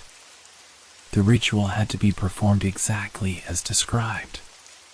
No deviations. He needed to burn a piece of personal belonging from the spirit he wished to call, but he had learned from Sarah's experience that this was only the first step. The lamp fed on the very essence of whoever performed the ritual, binding them to the souls trapped within. Sam had no intention of invoking any spirits. He was here to break the cycle. He glanced around nervously. The street was deserted, and the shadows from the lamp stretched out before him like dark fingers reaching for him. He knew there was no turning back now. His pulse quickened, but he focused on the task ahead. He set down the diary carefully on the ground and took a deep breath. The wind kicked up, carrying with it the smell of damp earth and old memories. He needed to act quickly. First, he retrieved the small pocket knife from his jacket pocket and, without hesitation, he cut a strip of cloth from his own sleeve. The instructions had specified that a piece of personal belonging was essential for the ritual, but Sam didn't want to make the same mistake Sarah had. He wasn't here to summon anything. He wasn't here to play the lamp's game. He stepped toward the lamp, the pulse of its flickering light now seemingly more erratic, more frantic, as if sensing his presence. His hand shook, but he pressed on, determined. He placed the cloth beneath the base of the lamp, trying to steady his breath. He had to break the connection between the lamp and the trapped spirits. But as the cloth touched the ground, something unexpected happened. The flickering grew more violent, the shadows surrounding him deepened, and a low, guttural growl reverberated from the lamp itself. Sam froze, the hair on his neck standing on end. The whispering voices he had heard before grew louder, more frantic. They were no longer whispers, they were calling to him. Leave, leave, or join us. The voices were overlapping now, all of them speaking at once, and the air felt heavy, as though it were pressing down on him from all sides. Sam's heartbeat raced, and he stepped back instinctively. But the lamp's light pulsed in time with his heart, as if it was feeding off his fear. The street around him seemed to warp and bend, the edges of reality blurring into something else, something dark and terrifying. He gripped the diary harder, trying to recall the next step in the ritual. He had to destroy the lamp. He had to end this once and for all. Taking another step forward, he placed his hand against the cold metal of the lamp's base. It was as if the lamp itself was alive, as if it could sense his intent. A shock of energy pulsed through him, and he stumbled back, gasping. The whispers grew louder, more insistent. Come closer. Sam fought the urge to run. This was it. This was the moment when everything would either end or escalate into something far worse. He thought back to Sarah's final entry, where she mentioned that the ritual had bound her to the lamp. The ritual hadn't been meant to summon, it had been meant to anchor. To bind the soul to the light. Sam's voice trembled as he spoke aloud, his words barely a whisper above the cacophony of spirits surrounding him. I'm not summoning anyone. I'm ending this. With one final breath, he reached into his jacket and pulled out a small vial of salt he had carried with him, the one he brought in case he needed it for protection. He poured it around the base of the lamp, chanting the words Sarah had written in the diary. But instead of the usual phrases, he spoke a different incantation, one that spoke of severing ties and breaking bonds. The lamp flickered violently, its light nearly blinding in its intensity. The ground beneath his feet seemed to shift, and the air grew thick with the oppressive weight of the spirit's fury. But Sam stood firm. He couldn't back down now. The moment the salt touched the ground, a sharp, echoing crack split the air. The lamp groaned, a sound like metal twisting and warping, and then everything went dark. The whispers stopped. The pulse of light vanished. And Sam, breathless and trembling, stood alone in the stillness of the street, the lamp silent for the first time in years. For a long moment, the world around Sam remained eerily still. The lamp had stopped flickering, the oppressive weight of the spirits lifted, and the street was quiet, as if holding its breath. He stood there, trembling, his eyes fixed on the now dim and unremarkable lamp. The whispers had ceased, the suffocating presence gone. But in their place, something far worse began to stir. A cold breeze swept through the street, ruffling his hair and sending a chill down his spine. Sam instinctively turned his head, his heart pounding in his chest. There was something wrong with the air, a heaviness, an unshakable sense of being watched. And then, he saw it. In the corner of his eye, a shadow moved beneath the lamp. It wasn't a shadow cast by the streetlight, this was different. It wasn't just a flicker or distortion of light. It was a figure, dark and indistinct, standing perfectly still beneath the lamp's now dim glow. Sam's breath caught in his throat. The figure was like a shape shifting in the darkness, the outline barely visible against the murky blackness surrounding it. For a moment, he thought it was just his mind playing tricks, the after effects of the ritual clouding his perception. But then it moved. The shadowy figure took a step forward, and with that movement, Sam felt the temperature drop. The air thickened, and the hairs on the back of his neck stood on end. The shadows seemed to stretch unnaturally, its form becoming more defined with each passing second, its edges sharpening. A chill that was colder than any winter night crept through Sam's body as he felt an undeniable pull toward it, as if something inside him recognized the figure. His eyes widened in disbelief as the figure grew more solid, more tangible. What had once been an indistinct shape began to take on a clearer form, a human silhouette slowly emerging from the darkness. Sam's mind raced. This wasn't a hallucination. This wasn't just the lamp playing tricks on him. No, this was real. This was happening. The figure wasn't merely a shadow anymore, it was something much more terrifying, something that had crossed the threshold from the realm of darkness into the physical world. The figure's outline was now unmistakable. A woman. Her face was obscured by shadow, but the outline of her body was unmistakable. She wore old-fashioned clothing, a long dress that billowed slightly in the breeze, the fabric rustling in a way that sounded almost like a whisper.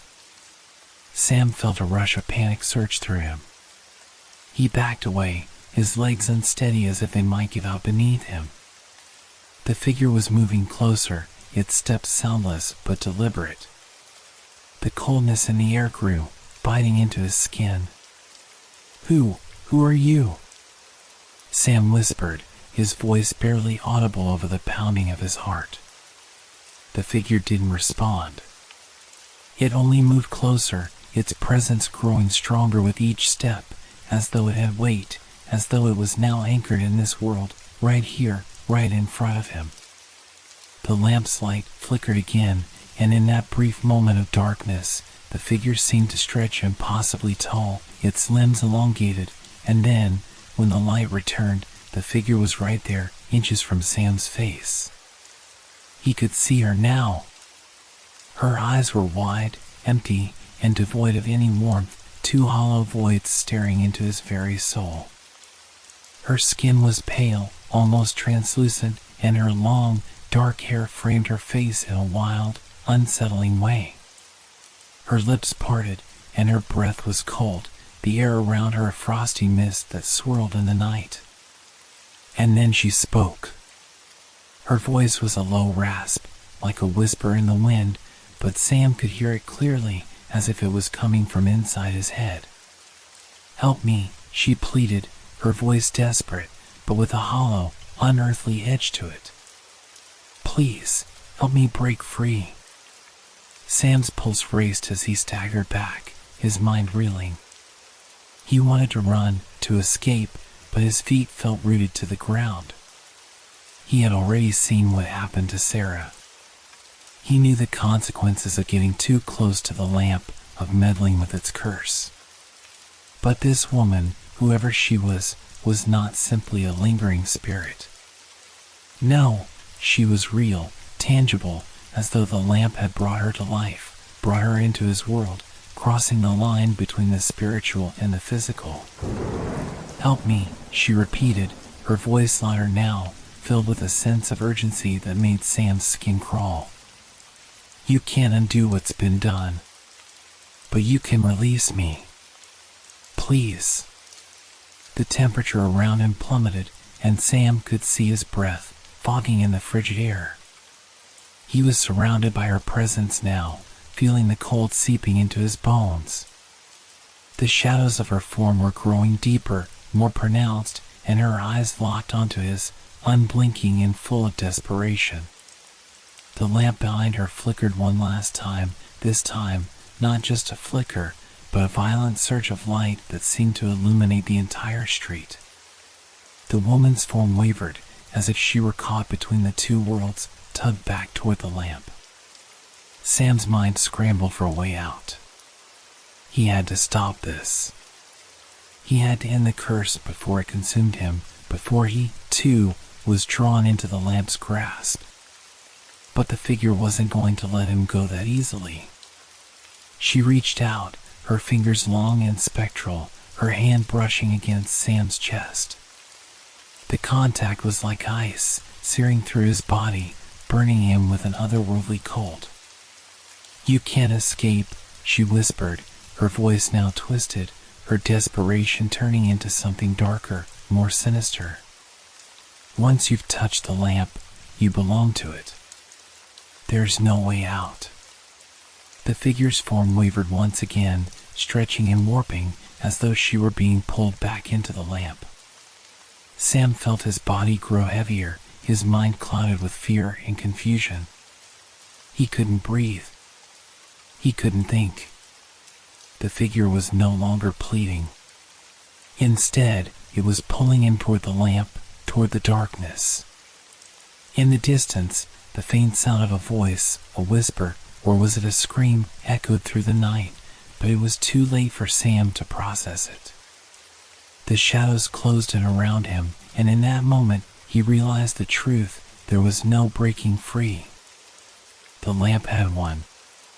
Sam's entire body tensed as the cold fingers of the shadowy figure tightened around his chest, pulling him closer to the lamp. His vision blurred with panic. The woman's hollow eyes burned into his mind, her breath cold and unnatural against his skin.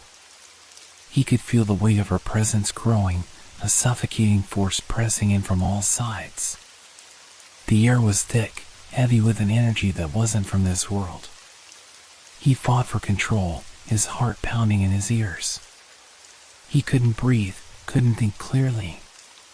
The lamp was no longer just a source of light, it was alive, consuming, dragging everything and everyone into its darkness. The whispers, the voices, they were all around him now, louder, more desperate, as though they were screaming for him to join them.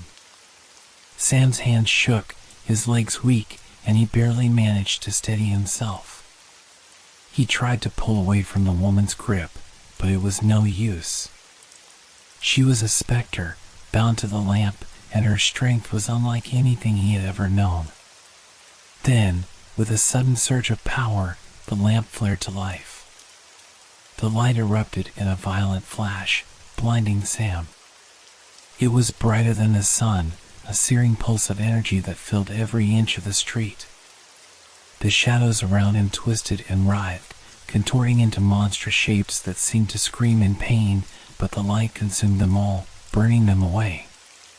It was as though the lamp itself was tearing apart the fabric of reality, a burst of light that shattered the oppressive darkness that had held Portland in its grip for decades.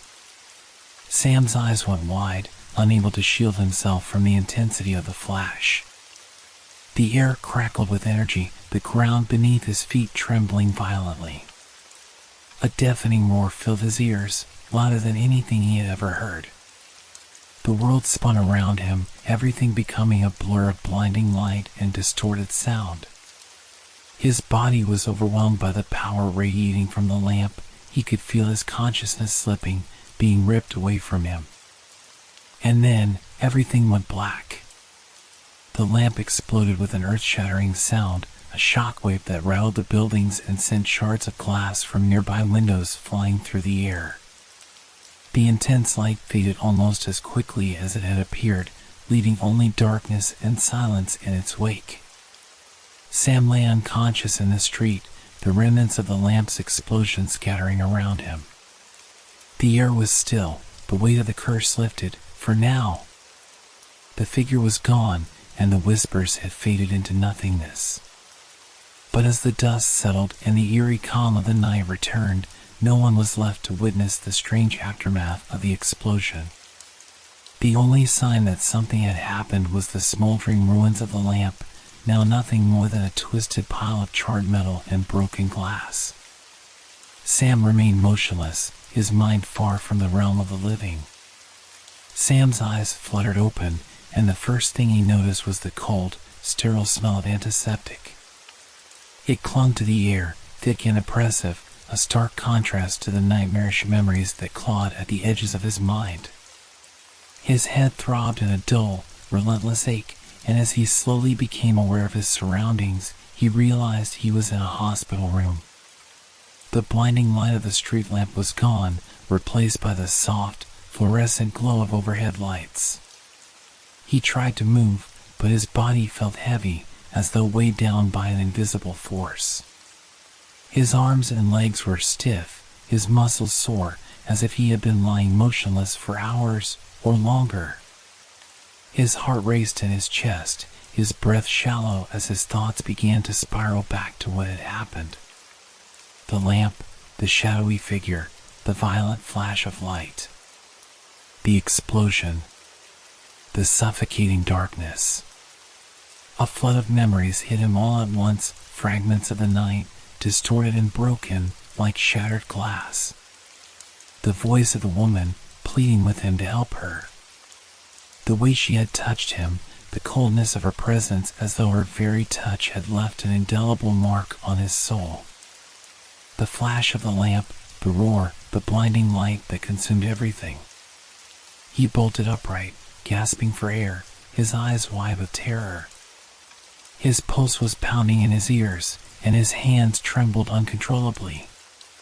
He searched his surroundings frantically, as if the figure might reappear, as though the nightmare was far from over. But all that met his gaze were the white walls of the hospital room, the steady beep of a heart monitor, and the soft murmur of voices outside. It was too quiet. Too normal. A nurse entered the room, her soft footsteps barely audible on the linoleum floor. She looked at him with concern, her eyes scanning his face. "You're awake," she said gently. "You were unconscious for 2 days. How are you feeling?" Sam's throat tightened as he struggled to find his voice. The lamp, the woman, it was real, wasn't it? The nurse hesitated, clearly caught off guard by the question. She stepped closer, her expression turning more serious. "You were found unconscious near an old street lamp on Hawthorne Avenue. There was an explosion, but nothing significant was reported. The police say there was nothing strange about it." She paused for a moment, studying his face. "You've been through a lot, Mr. Winters. You're safe now." Safe. The word hung in the air, but Sam didn't feel safe. He felt as though something was still lurking, waiting to catch him when he wasn't looking. The memories of the lamp, the figure, the curse, those things hadn't just vanished. They were still with him, haunting his every thought. "I don't remember how I got here," Sam whispered, his voice shaky. "What happened after the explosion?" The nurse gave a reassuring smile, though Sam could see the hesitation in her eyes. "The paramedics found you unconscious, but you were physically unharmed. They brought you in, and you've been under observation since." Sam nodded, though he knew better than to believe her explanation. He knew that something had happened that night, something that went beyond what the hospital or the police could explain. The lamp, the figure, the curse, it was all too real. He had felt it in his bones. His mind raced, replaying the last moments before he lost consciousness. The woman's words echoed in his ears, her voice full of anguish and desperation. "Help me, you can't undo what's been done, but you can release me." Sam felt a chill crawl up his spine. She had wanted him to help her, but now, it seemed, he had failed her. The lamp had exploded, the curse broken, but at what cost? "Do you think it's over?" Sam muttered to himself, his eyes distant. "Do you think it really ended?" The nurse looked at him, confused by his words. She placed a hand on his shoulder, offering what little comfort she could. "You've had a traumatic experience, Mr. Winters. It's normal to have lingering thoughts. But you're safe now. That's what matters." Sam couldn't bring himself to believe that. Something told him that the true consequences of his encounter with the lamp were far from over. The lamp was gone, but its curse had left a permanent mark on him. He knew he had only scratched the surface of the darkness that it had unleashed, and no matter how hard he tried to move on, it would haunt him forever. As the nurse stepped out of the room, Sam stared at the ceiling, his mind still spinning with questions. He closed his eyes, trying to shut out the terrifying images that filled his head. But no matter how hard he tried, the whispers followed him, soft, distant, yet unmistakable. The ghosts of the lamp's past, still calling to him from the shadows. And deep down, Sam knew that one way or another, the lamp's curse would find him again. Sam sat up in his hospital bed, his head still spinning, the remnants of the terrifying encounter gnawing at his mind. He had been so sure, so certain, that the evidence he had gathered would provide some answers. The recordings, the photographs, the notes, he poured everything into documenting the curse of the old Portland lamp. He fumbled for his phone, his hands trembling slightly as he unlocked it. The screen flickered to life, but the footage he had captured that night, everything he'd recorded in his desperate attempt to understand what was happening, was gone. His stomach twisted as he scrolled through the files, hoping to find something, anything, to explain the events he had witnessed. But the more he searched, the more he realized that his worst fear was true. All the videos were corrupted. Each file had a strange, indecipherable code in place of the footage. Some files wouldn't even open at all, while others froze on the screen, filled with garbled static and distorted images, nothing that resembled what he had recorded just hours before. A sudden wave of panic washed over him.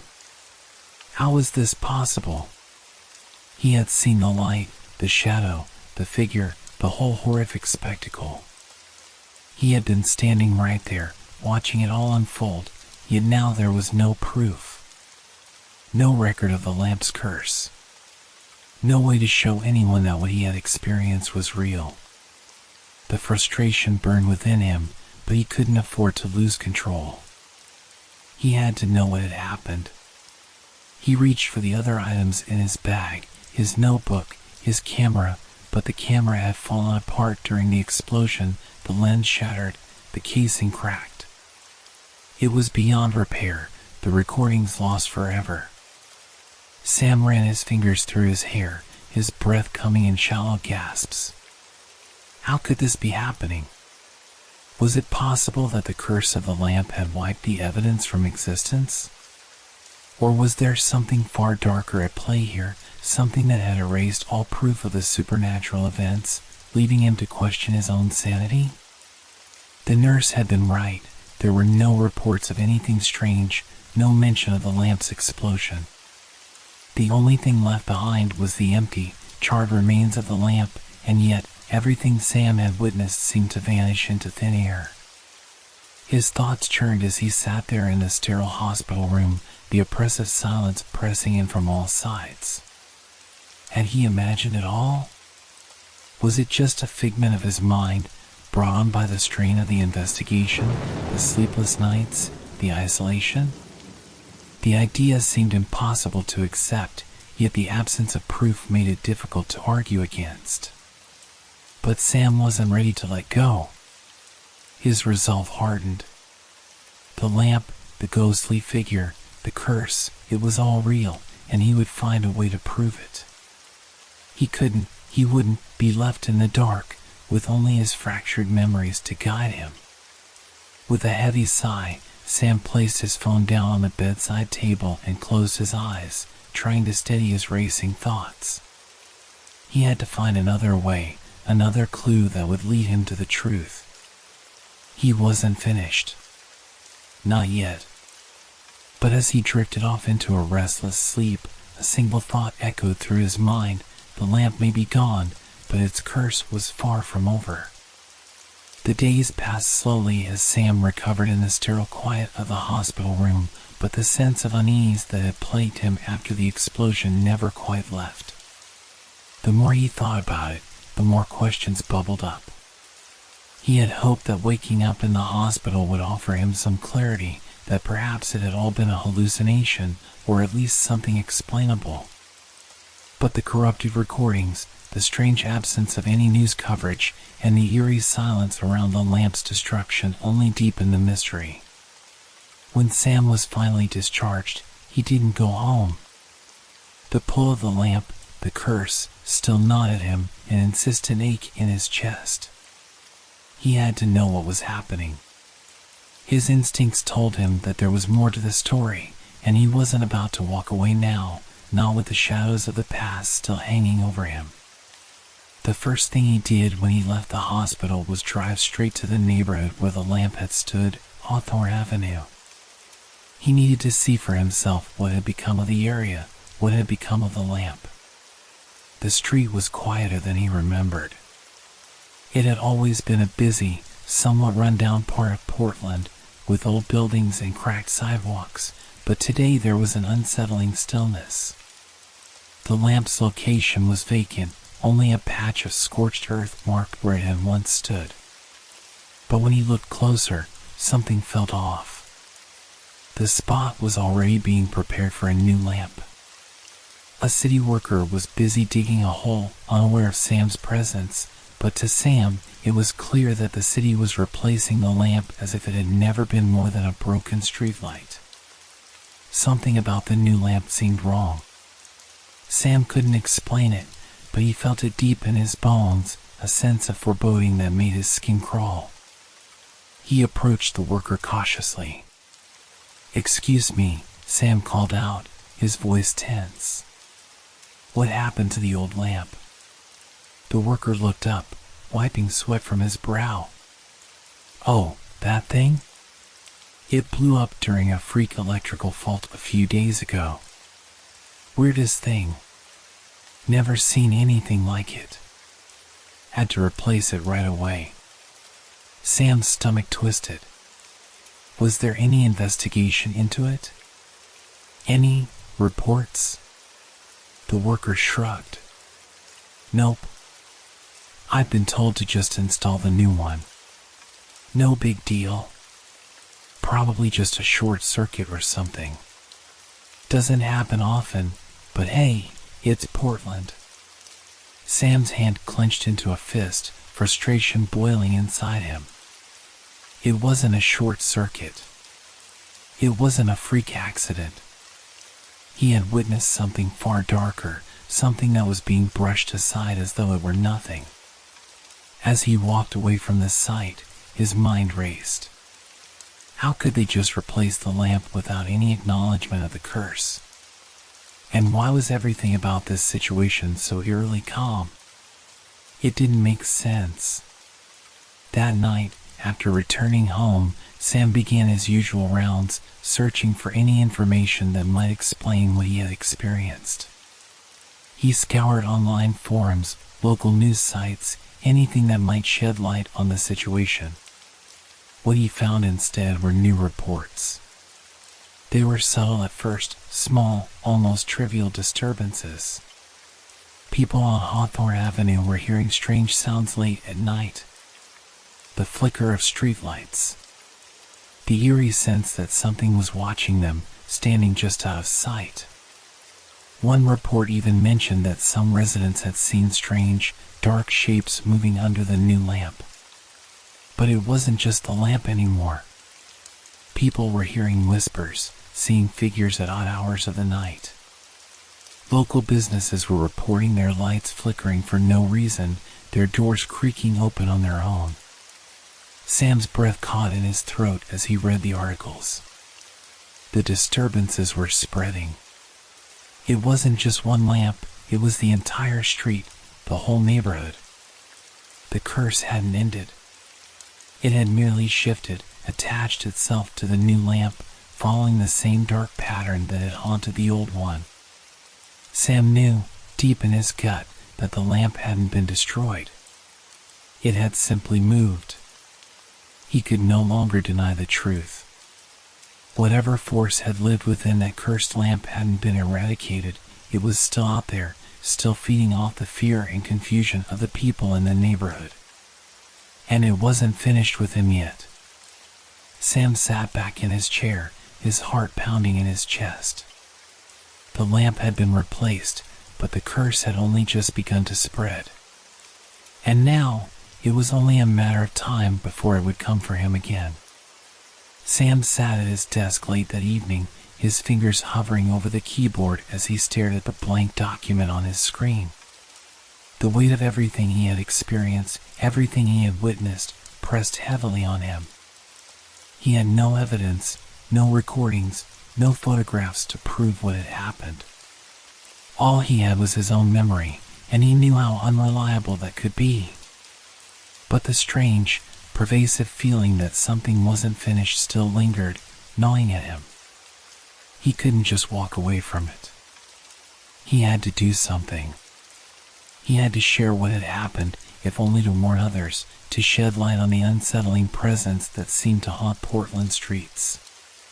With a deep breath, Sam began to type, his words flowing as he recounted every detail of his experiences with the lamp, the flickering light, the whispers in the dark, the shadowy figure that had appeared under the lamp, and the terrifying moments when he had come face to face with the ghost trapped within it.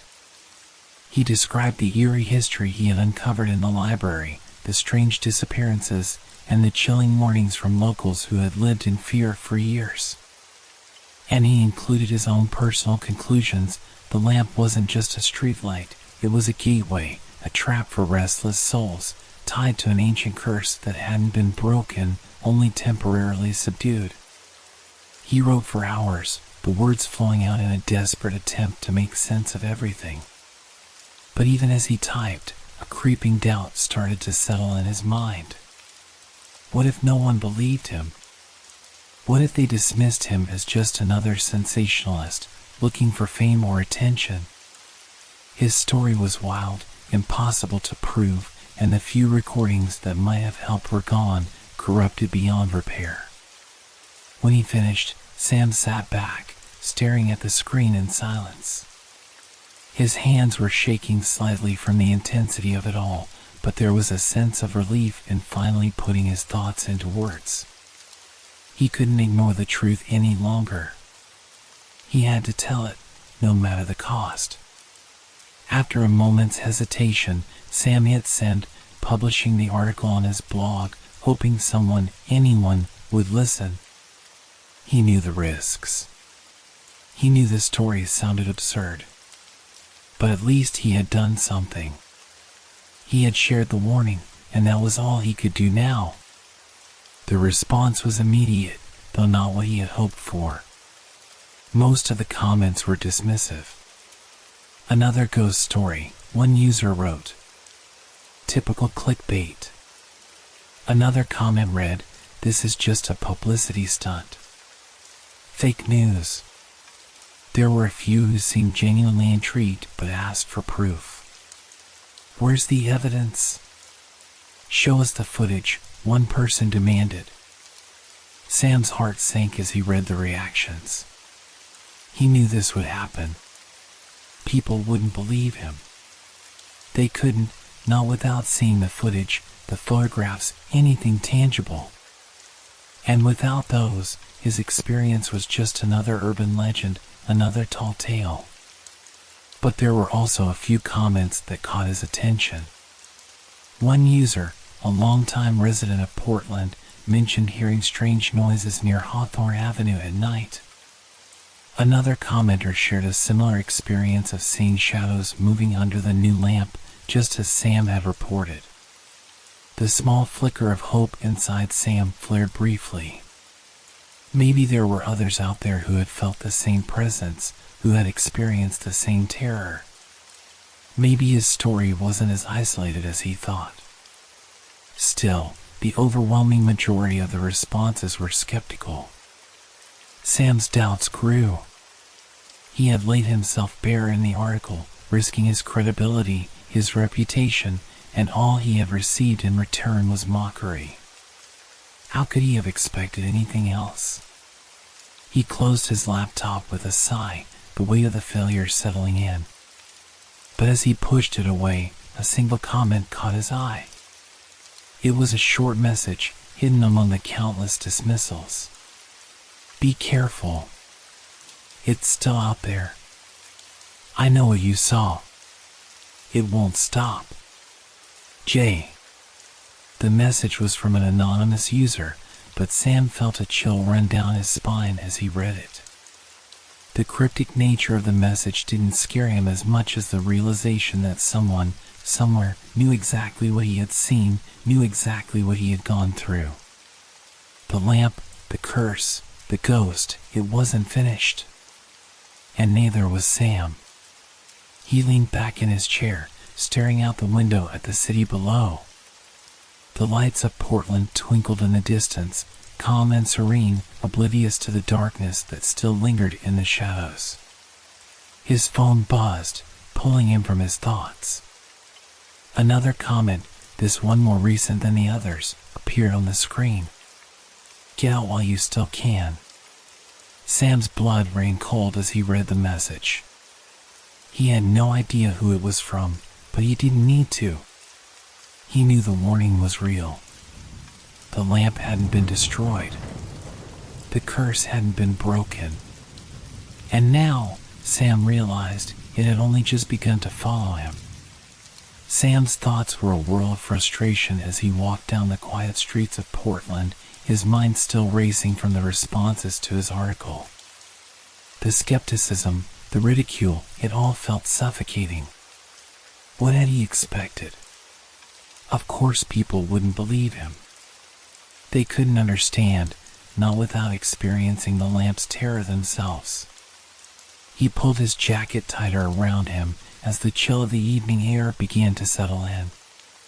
The street lights above him hummed faintly, casting long shadows on the sidewalk as he walked, his eyes scanning the familiar cityscape. But then, something caught his attention.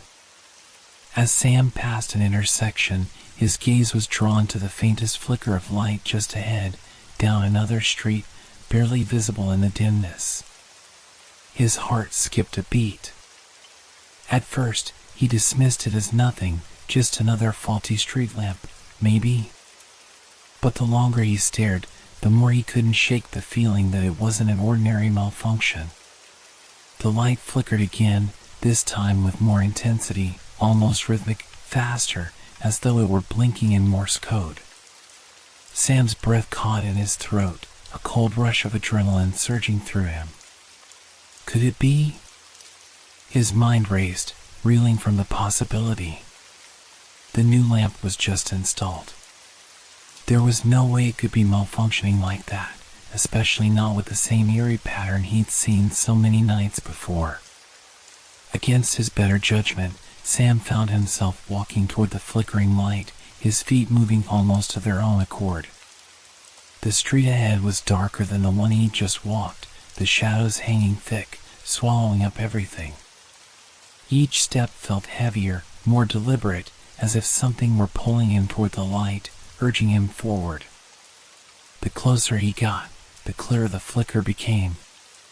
It was unmistakable now, deliberate, almost like a signal. He reached the street corner, where the light stood tall in the distance, and stopped short. A cold shiver ran down his spine as he stared at the familiar fixture. It was a street lamp, but it wasn't the one he'd seen explode. It was another one, far down the street, and it was flickering with the same rhythmic pattern that had haunted him for so long. The hairs on the back of his neck stood on end. It couldn't be. Was it really happening again? He glanced up and down the street. No one else was in sight. No passerby, no cars, just the eerie quiet of the night. Then, as he stood frozen, something strange happened. The light flickered once more, and this time it stayed off. For a brief moment, everything was dark. Sam's pulse quickened. His eyes strained against the blackness, but he could see nothing, hear nothing, save for the soft rustling of the trees swaying in the wind. His thoughts raced. Should he leave?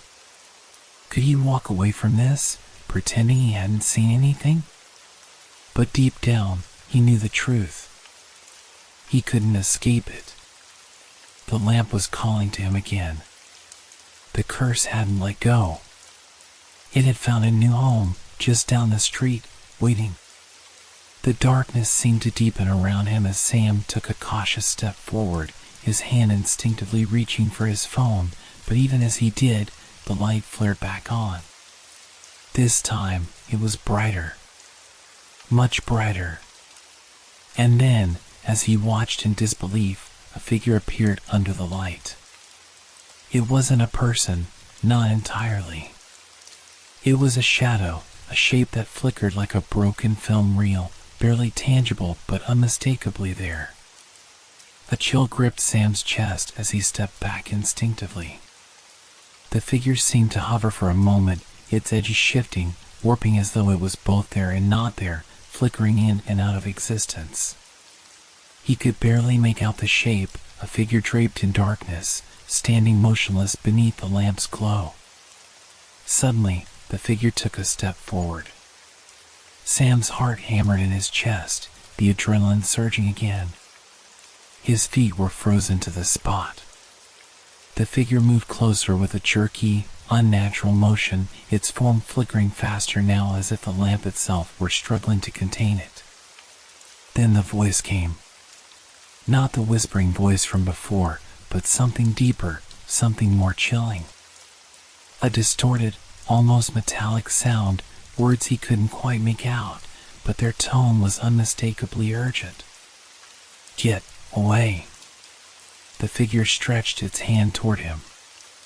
The light blinked once more, then went out completely, plunging the street into total darkness. Sam stood there, breathless, his body trembling. His mind raced, panic flooding his thoughts. Was this it? Had he gotten too close to whatever this was? Was the curse really following him? With a final glance at the spot where the shadow had been, Sam turned and fled, his footsteps echoing in the silence as he raced back down the street.